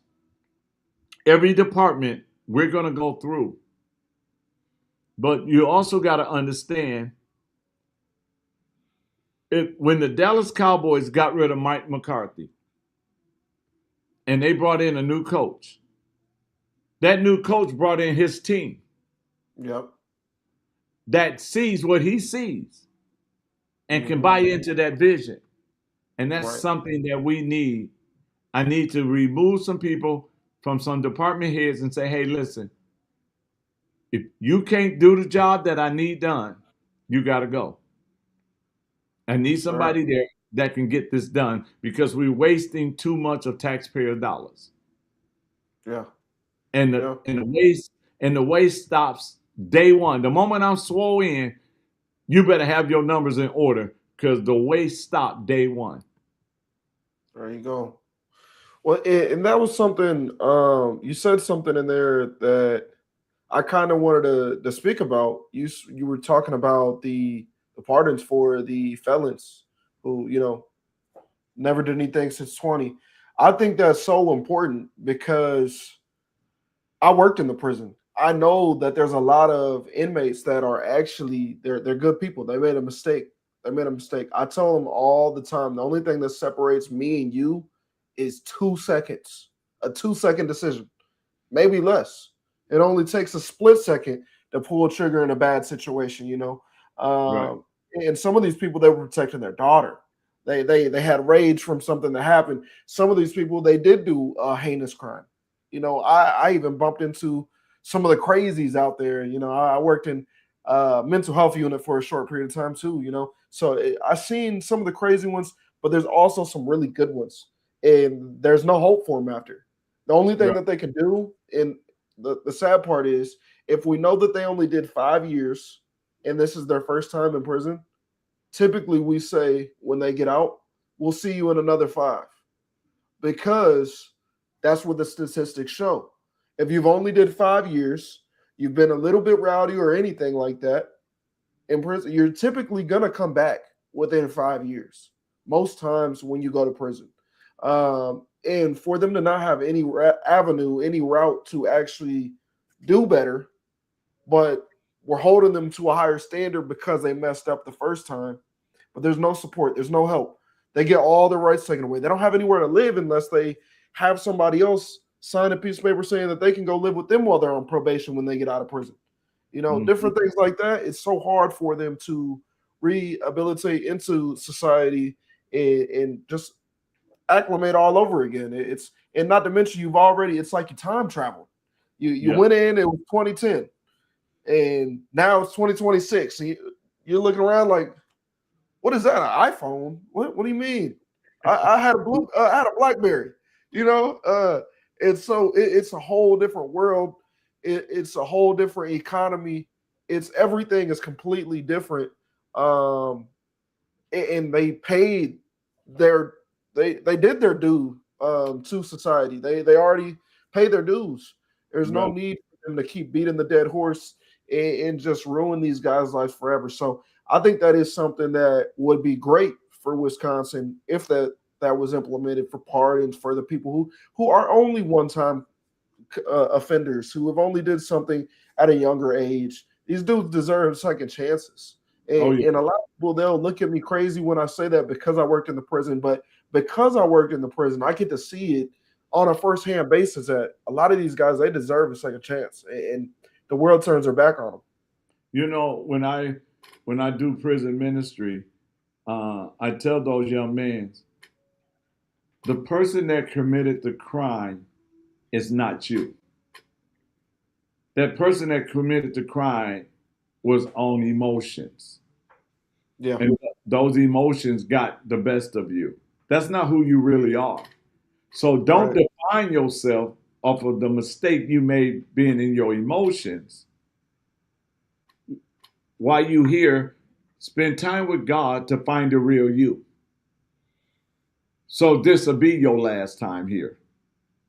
And you know, when I do the jobs and everything, I had felons just got out of prison yesterday, came in my office and they went straight to work. So you know, so I know how that makes them feel when somebody gives them a second chance on life, even after they made a mistake, and they thinking, oh my God, it's gonna take a while, ain't nobody gonna hire me. And then they was told, oh, go see Pastor King, and then they come over there and I'd be like, okay, go get some non-slip shoes or go get some steel toes, and then when they be back here at this time, I'm taking you to work tonight.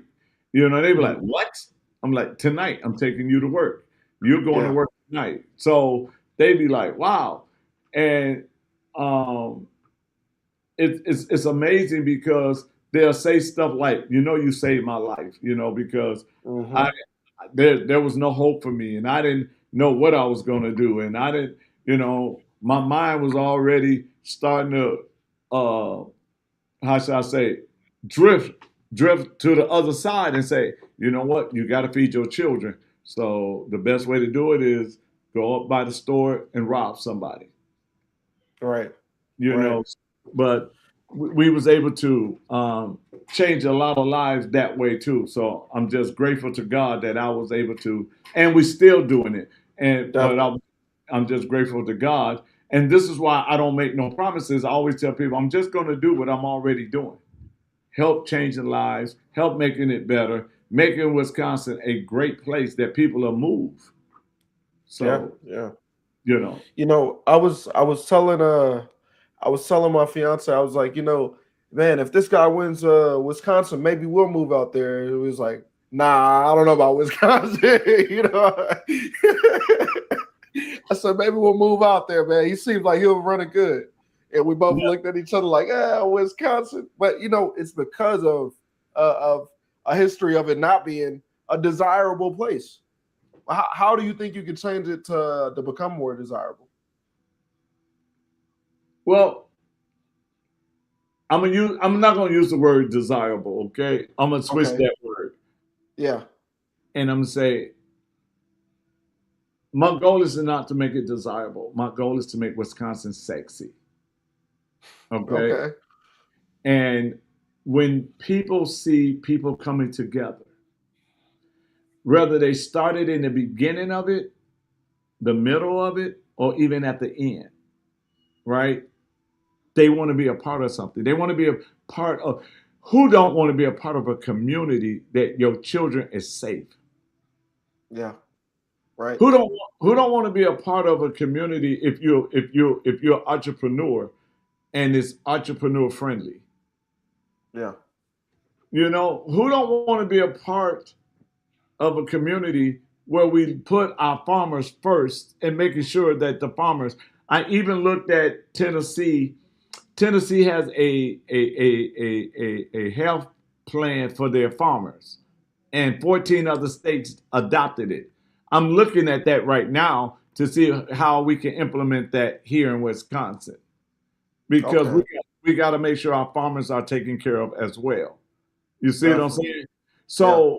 So um, I would rather live in a state where the people are coming together, where the people they got a mind to work, they're rolling up their sleeves, they're settling down, they putting the 20% down that they don't agree with and picking up that 80% and working together.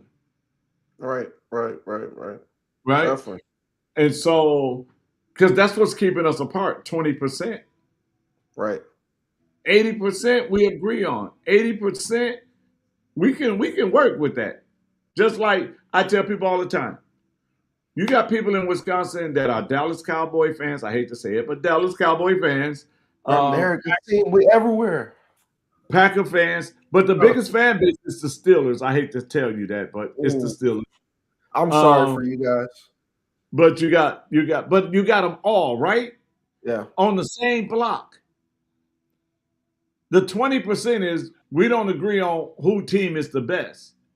But the 80% is we can sit down and watch that football game and enjoy one another company. Yep. That's the truth. Or go ahead. No, I was just saying, so why not focus? Let's take and put on the shelf that 20% as a state. And let's come together with the 80% that we agree on and let's work together. It's not about being a Democrat or a Republican or independent. It's about being Wisconsinites. There you go. And we want it to be a place that when we pass a baton to our children, it's not a mess and it's not full of hatred. Right. Now here's going to be the question for you that everybody in Wisconsin is going to want a solid answer on. What are you going to do to bring back Giannis Antetokounmpo? No, I'm kidding. No, but, actually, I'll tell Giannis, stay where you at, and I'll go get Steph Curry and call up LeBron. No, man, not no. I do not want Wisconsin to be known as Flop City, a flop state. So no LeBron. Oh, I see what it is. You don't want two kings of Wisconsin.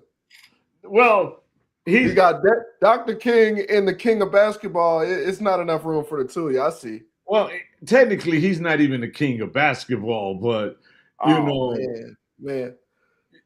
I look at it like this. When it comes to basketball, you got different eras, and it was, for example, you had the bad boys, the Detroit Pistons. I don't think LeBron James would have went to the hole on the Bad Boys. LeBron James is a middle linebacker. But Those dudes, when they got through with him, like 185. When they got through with him going through the Bad Boys, he would have been a small wide receiver. Nah, see what it was is they all did hardcore drugs back then. They was doing cocaine in between halftime events, and so you thought they was tough. Really, they was coked out. Everybody thought they was tough. They was just crazy as hell from all that coke. But you got to understand though, LeBron flopped now. He ain't gonna flop. You had to play the Boston Celtics. You had to play the Lakers. You had to play the 76ers. I'm talking about when you left the game, you was bleeding. Yeah. Something was broken. You had to put on a face guard. You had to do something to play. You know what I think of when I see people who play really physical playing basketball? I say, oh, they don't know how to play basketball. They're not good, so they use brute force. See, the thing is, the game shifted to skill, pure skill. You got people, Steph Curry, when you walk on the basketball court, when he walks into the arena, pick him up, guard him. I don't care if he's in the stands. You have so many different people that it's just so much more skill. Or I won't even say skill. I'll say the evolution of the game makes it to where LeBron has to face way harder people. There wasn't this technology for you to train this hard with Jordan. You got to remember now, they made it softer, right? Yeah. And you look at a person like Jordan. If Jordan would play in this era, he'll score 60. Where they can't put their hand on him, he'll score 60. You know why he wouldn't? You know why he wouldn't? Because this isn't a pump fake anymore. This isn't a pump fake anymore. Somebody's snatching that. They're quicker, they're smarter, they've seen it all. The things that Jordan was doing was amazing for his time. But nowadays, just look at, if you compare Allen Iverson to Stephen Curry. Allen Iverson, he's going to give you you're going to be winded when you guard him face up. But as soon as he passes the ball, it's, I got to take a break now. Stephen Curry, he's still running around. You like, oh man, he passed the ball, now I'm running even harder. Like it's different. Everybody stepped it up. It's kind of like anything. You take what there was, you learn their game, you perfect it, and then you add your own style on top of that. That's just like football, right? Yeah. You had a Roger Staubach that had to play against a Mean Joe Green. And mind you, there was no roughing the passer back then. Right. So you think a Mahomes could have played back then? I do. Tom Brady did. Tom Brady played back then. Tom Brady is the lightest, weakest quarterback we've ever seen in our life. Tom Brady is built like the average pretzel at Annie Ann's pretzel shop. And Tom Brady was like LeBron James. If they got too close to him, roughing the passer. He played in a lot of different. When did Tom Brady get drafted? Early 2000s. What was it? And every time he played the Steelers, how many people on the Steelers got fined for a hit? I don't know. I've never liked the Steelers, so I don't watch the Steelers games. But I know they did deflate the footballs. That was true that came out. Oh yeah, but the NFL hasn't been the same since the Cowboys won the Super Bowl. Ever since that, it got watered down. Somehow we ain't went back. It's all messed up now. Well, see, if your owner stopped playing like he's the governor and let the coaches coach, y'all might make it back to the playoffs. They made some shifts, especially this year is going to be a big. It's going to be a big fill out year. We're going to fill out if we really made a difference, or do we really have to wait for Jerry Jones to pass away? Because either Jerry Jones finally had his wake up call, and we get it now. Like, okay, Jerry Jones is good. He woke up. He realized his way ain't the way. We got to switch some things up. Listen to your coaches. You noticed last year you didn't hear him as much talk. And so this year we'll really know because we got an opportunity to put some more people on defense, get a new defensive coordinator, things like that. So we'll know by the end of this year. Do we need to wait for Jerry Jones to pass away, or is he on to something? Are we turning this around? Let me ask this question. If the Steelers go to the Super Bowl, so then was the problem in Dallas Jerry Jones or Mike McCarthy? I don't think. I mean, obviously, we can't ignore that Jerry Jones has been a problem, right? Jerry Jones has 100% been a problem. I'm saying that he might have turned over a new leaf. I don't think it was Mike McCarthy. I think that, I think that Jerry Jones, he's like 80 years old, man. As you get to a certain point and you've had long money for a long time, it's not too many people who can tell you anything. And especially when you feel like, hey, look, I still got more rings than most football teams. I make more money than all of them. We're the most successful team. Yeah, we don't win the most championships, but who's making more money than us without the championships? And that's how he looked at it for a long time. And he looked at it as just show business, not necessarily to win anything. But I think he's starting to realize a lot of us as Cowboys fans, we're getting tired of it. We're getting tired of just watching the show. We're like, hey, look, if you're not trying to win, you starting to see a lot of people look around and say, all right, I don't know if I want to be a Cowboys fan anymore because this is getting old. I'm surprised you didn't go to the Texans. Well, I'm a proud Texas. I'm a Texan at heart, like not Texan football team, but I love every Texas team. So I was born in San Antonio, so I like the Spurs, but I also go to Dallas every month. So I love the Mavericks. I go to Mavericks games all the time. Same thing with football. I'm a diehard Cowboys fan. Not gonna lie to you and tell you that Texans are up there with the Cowboys for me because they're not. But I like Houston too. Now, would I switch over to them? No way in hell. But still, I still like them too. It's good to watch whenever the Cowboys ain't playing. Okay. But I think though that we're gonna find out this upcoming year with the Cowboys, and either we're gonna shock everybody, or everybody's gonna be talking enough stuff that we're used to it. I know, because Stephen A. Smith can't wait to talk against y'all. I don't like Stephen A. Smith, man. I used to like him, but I think he's the reason why people don't look at athletes the way they used to. Now everybody just talks bad about athletes, and it started around his group. Right. They made it to where now athletes, like, no matter what LeBron James does, he's bad. No matter if you have a narrative against him, you're never going to stop paying that narrative. Kevin Durant is one of the greatest scorers of all time, and they talk about that man like he's a bum because he went to Golden State. And it's like, okay, when do we stop glorifying these, and not necessarily that we should praise them or anything, but appreciate them for what they did to the game, instead of just find a reason to hate on them every chance. And then when it comes to politics, I think when you look at the politics side of everything, the business side of it, that's where all the fight and argument come from. Like Jordan say, Jordan, Barkley, Shaq, they had to put up and produce before they was offered real money. Now people coming in and they getting the real money before they produce, and a lot of them be a bust. Yeah. So a lot of them. Yeah, so you look at it and be like, and that's just like right now with the college now. The college can get money now. And it's getting out of control already. Yeah, and they got this portal, and a lot of kids doesn't understand the portal. Because once you go in, if I gave you a full ride and you put yourself in that portal and nobody picked you up, you lost your full ride.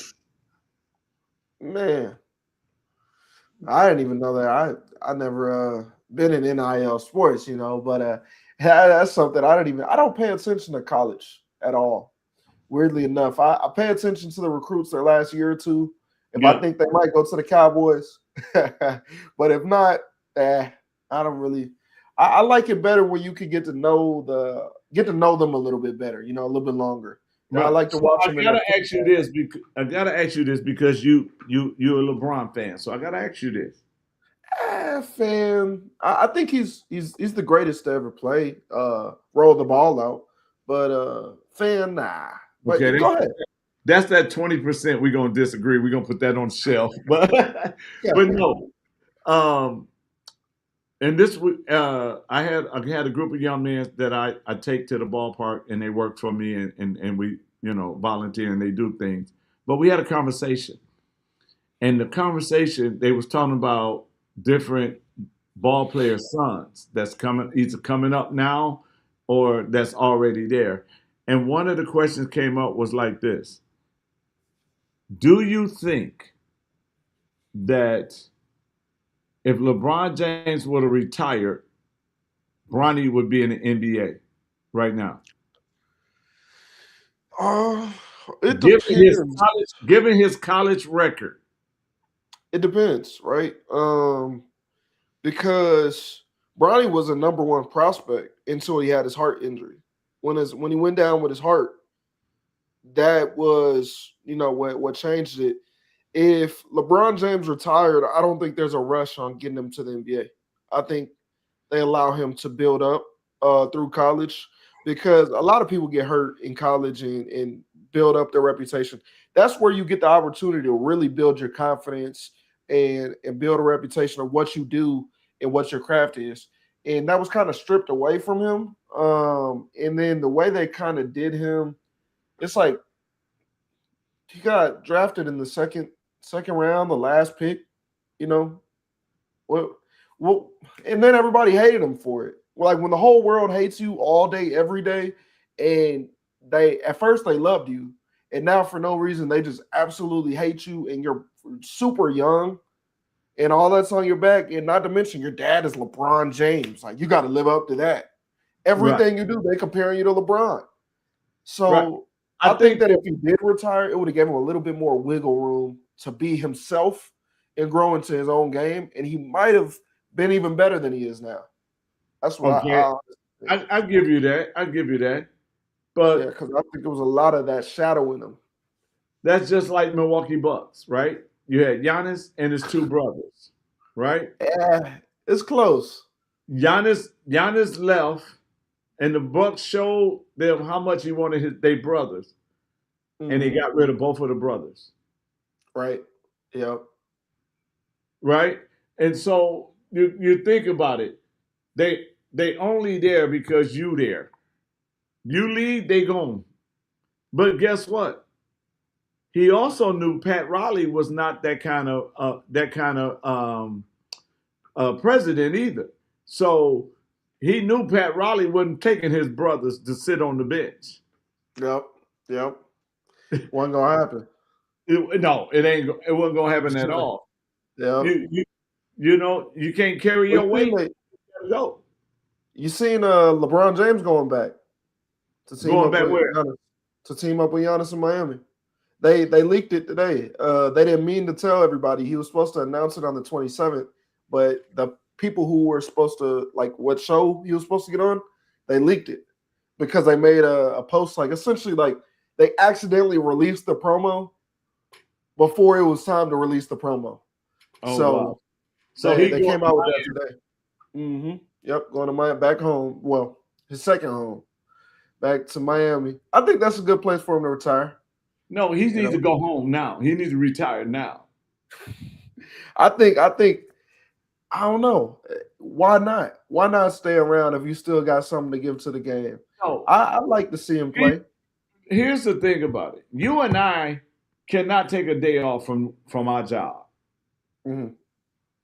This man get paid millions and you taking days off? Kobe never took a day off unless he was totally injured that he couldn't work. When is he taking? You mean, so the way they do it now is not the same as they did it before. A lot of times when they take days off, these teams, the reason why they make it to their 40s now, right? Like Steph Curry is 39 years old. All the players are old now, right? All the superstars from 10 years ago are still the same superstars, but they're 35 plus. Right. It's because the coaches and the teams and the owners, they implemented load management after the Spurs run, right? So, or no, was it? Yeah, when the Spurs started winning again in the 2010s, Greg Popovich rolled out the management. What do they call it? I just said the word. I don't know why I can't think of it. Load management. He rolled that out. The whole league adopted it. So once they adopted it, because they was able to see, remember Tim Duncan played till he was 39 years old, and he was playing really good. And after that, everybody else wanted to do it. They adopted it. They made that part of the league. That's why everybody takes more games off, even the players who don't want to. That you have players all the time who say, like, for example, Joel Embiid, he was supposed to get the MVP. He missed it by 2 days because they made him load manage. Well, guess what? When you don't get the MVP, you don't get to get more money on your check next year. When you don't get these accolades, you don't. So they changed the rules as well to where you have to play 65 games or more to be able to get any accolade. But then what they do is they limit how many games you can play because they want to, one, not pay you as much, and two, they want you to play on our team for 10 years instead of 3, and then you're injured, and then we got to go get somebody else in the draft to replace you. They want you to be here for 10, 15. So he didn't really, maybe some of them he took off, but I think as the league as a whole is going that way versus they couldn't do that before. And they didn't need to because, like I said, they were all drugged up. They didn't even feel anything. Injury. All I know is the day that they take off, they should refund some of these people their money back. Because these people pay that money to see them, and now they're not playing. Right. If it was me, I'd have been hollering, give me my money. Because I paid to see LeBron, and he's not paying. Give me my money. Yep. And that's what a lot of people say now too, and that's kind of been what a lot of people, even like Stephen A. He said that before too, because he's one of the main people who talks about how they're forced to load manage, right? And he was saying the same thing, and I remember Kobe Bryant's last season. I went to a Spurs game because the Lakers was coming to Texas. I gotta go, right? Kobe Bryant was my favorite player ever. So you had to see the GOAT, didn't you? Hey, I would say Kobe is. If I had to say Michael Jordan or Kobe, I'll put Kobe over Michael Jordan too. Really? Me personally, I would. I think the challenges Kobe Bryant had to go through is nothing like what Jordan had to go through. He was good and everybody loved him for being good. Kobe Bryant didn't get the love until 24. He didn't get love as 8. He didn't get love as number 8. Once he turned to 24, he started getting love towards the back end of his career when Shaq left. Jordan, he didn't even go to the playoffs his first 4 years or first 6 years. And then when he went, he won, but he had Scottie Pippen, Dennis Rodman, the whole squad, right? Nobody mentioned that once. But they just said Jordan. Steve Kerr hit the game winner 3. Jordan. LeBron James passed it to J.R. Smith in the corner to hit the 3. Oh, you're a bum. You had to pass it over to Ray Allen to hit the game winner to win. You didn't win. Ray Allen won. Like the same thing with Kobe Bryant. He had to face all the scrutiny the whole time. And not to mention, everything else that happened in his personal life that he went against, that he found out that he wasn't actually guilty of doing that. They didn't treat him. Jordan had it the easiest. Out of all the people in the GOAT conversation, Jordan had it the easiest because the media was designed to love him. It's kind of like in politics, right? Obama, they were designed to love him. The media was designed to love him. Right now, the media is designed to hate Trump. Right. And I'm not saying that either one is the same or GOAT status of presidents, right? But it's two different things. You had it way easier. So your standards were set way lower because everybody loved you. Right.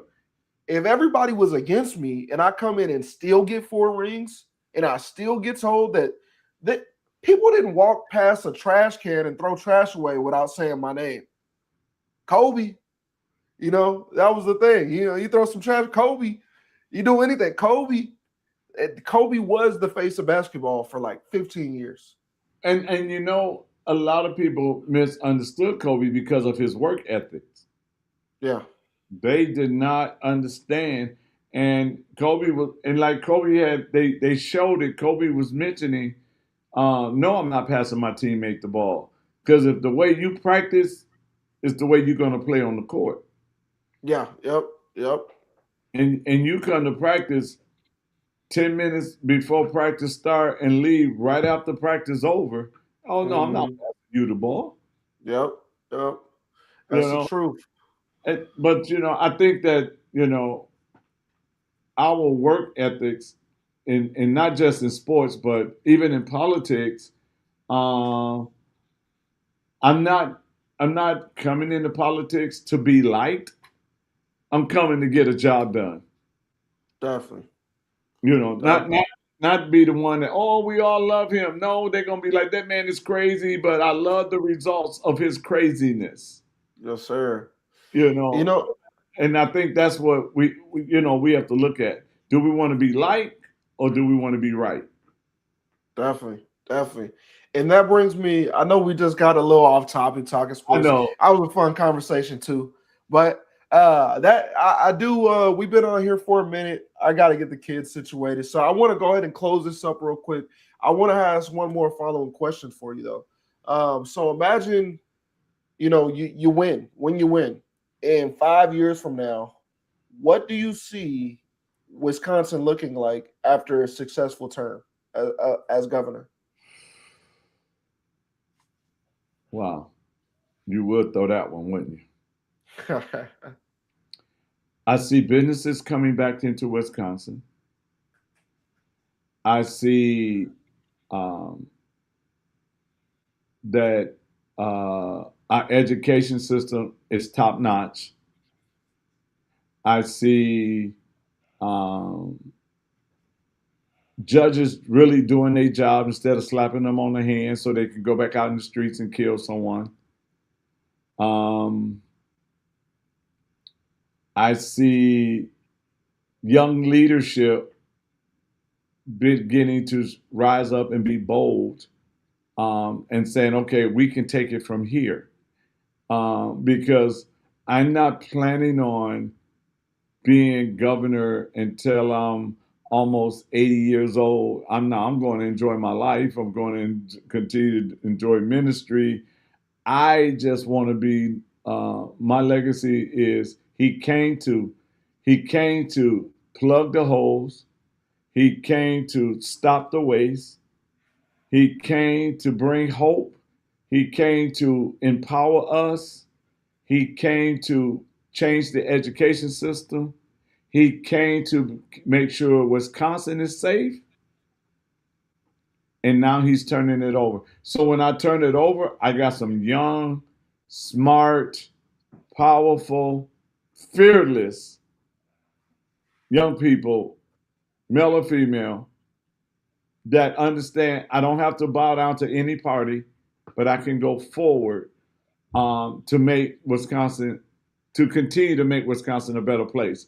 So I'm looking at more family farms. You know, everybody's talking about we got to grow our own food. Yes, we do.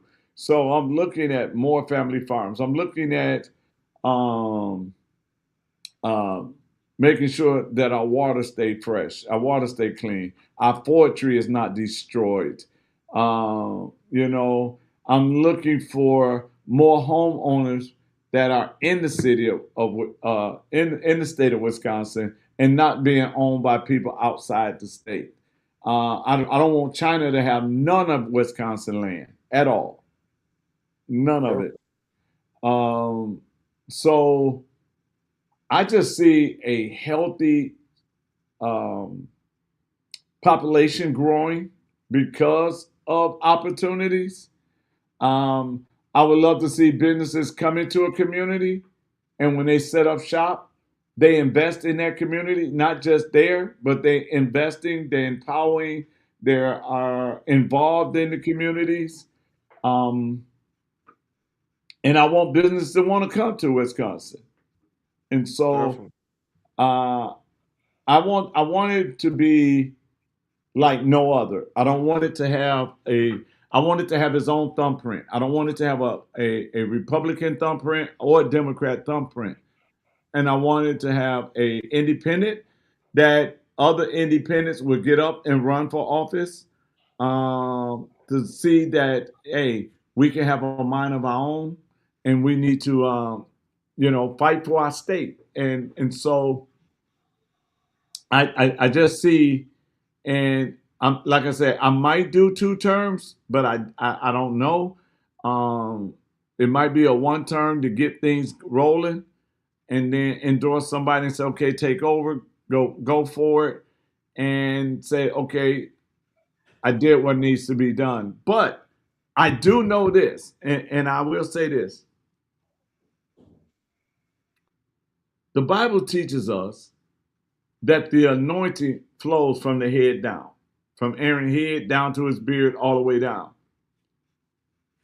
Wisconsin is going to prosper because the Bible says when the righteous, the uncompromised, are in authority, the people rejoice.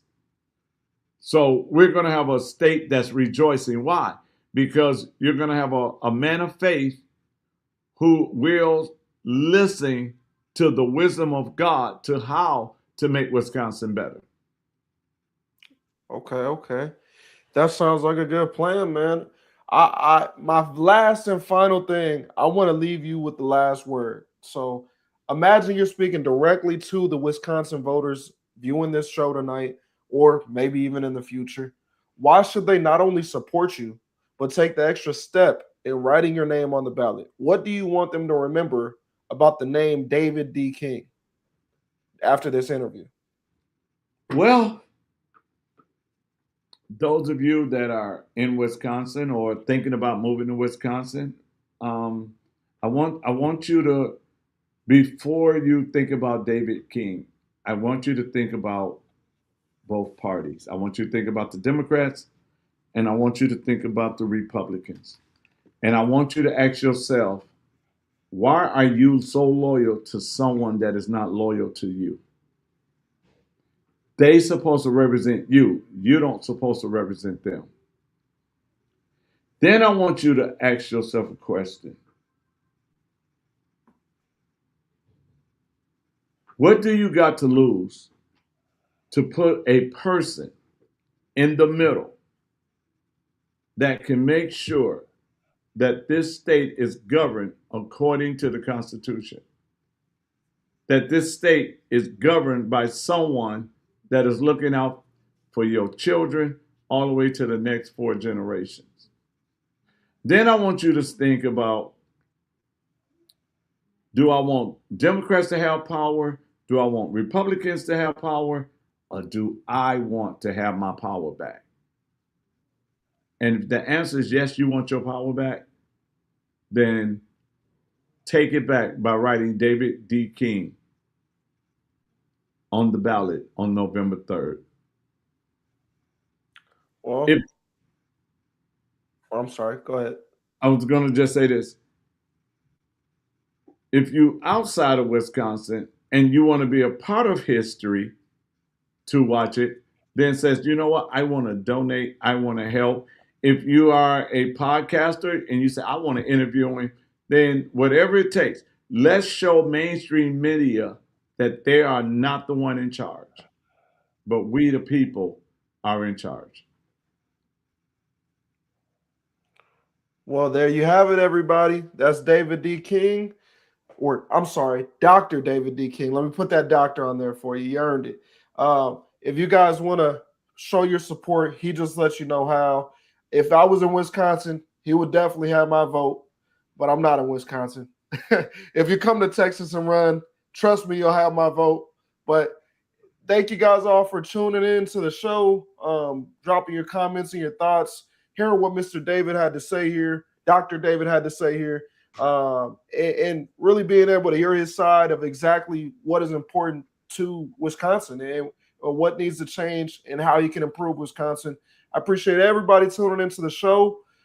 Is there any last thing that you might want to direct them to of anything that you have going on? I know obviously the election, You spoke about the write-in and, being able to help by going to the link to be able to actually put in funds to support podcasting. Is there anything else that you might want to direct them to? Well, if you are in Wisconsin, we have what's called Wisconsin is Our Time Now Community Forum that's going on August the 12th, the day after our primary, and it's going to be at 6111 North Tatonia Avenue in Milwaukee, Wisconsin, 53209. You're more than welcome to come, share with us your concerns, and then continue to listen to the vision on how we make Wisconsin better. Well, Dr. David King, it's been great having this show with you. It's always good talking to you. I appreciate you coming on. I genuinely do. And I hope you have a blessed rest of your night. All right. Thanks a lot. Thanks for having me. Yes, sir. You have a blessed one. You too. Ain't no capping in my logic, this that real talk vibe. From the south where the grind don't die, we survive. Mind sharp, money right. Truth be the topic. Welcome to the game. This unfiltered logic. Ain't no sugarcoating here, just truth in the topic. Speak facts, not feelings, that's unfiltered logic. Pain made the hustle made profit. I learned from the struggle, now I profit off logic.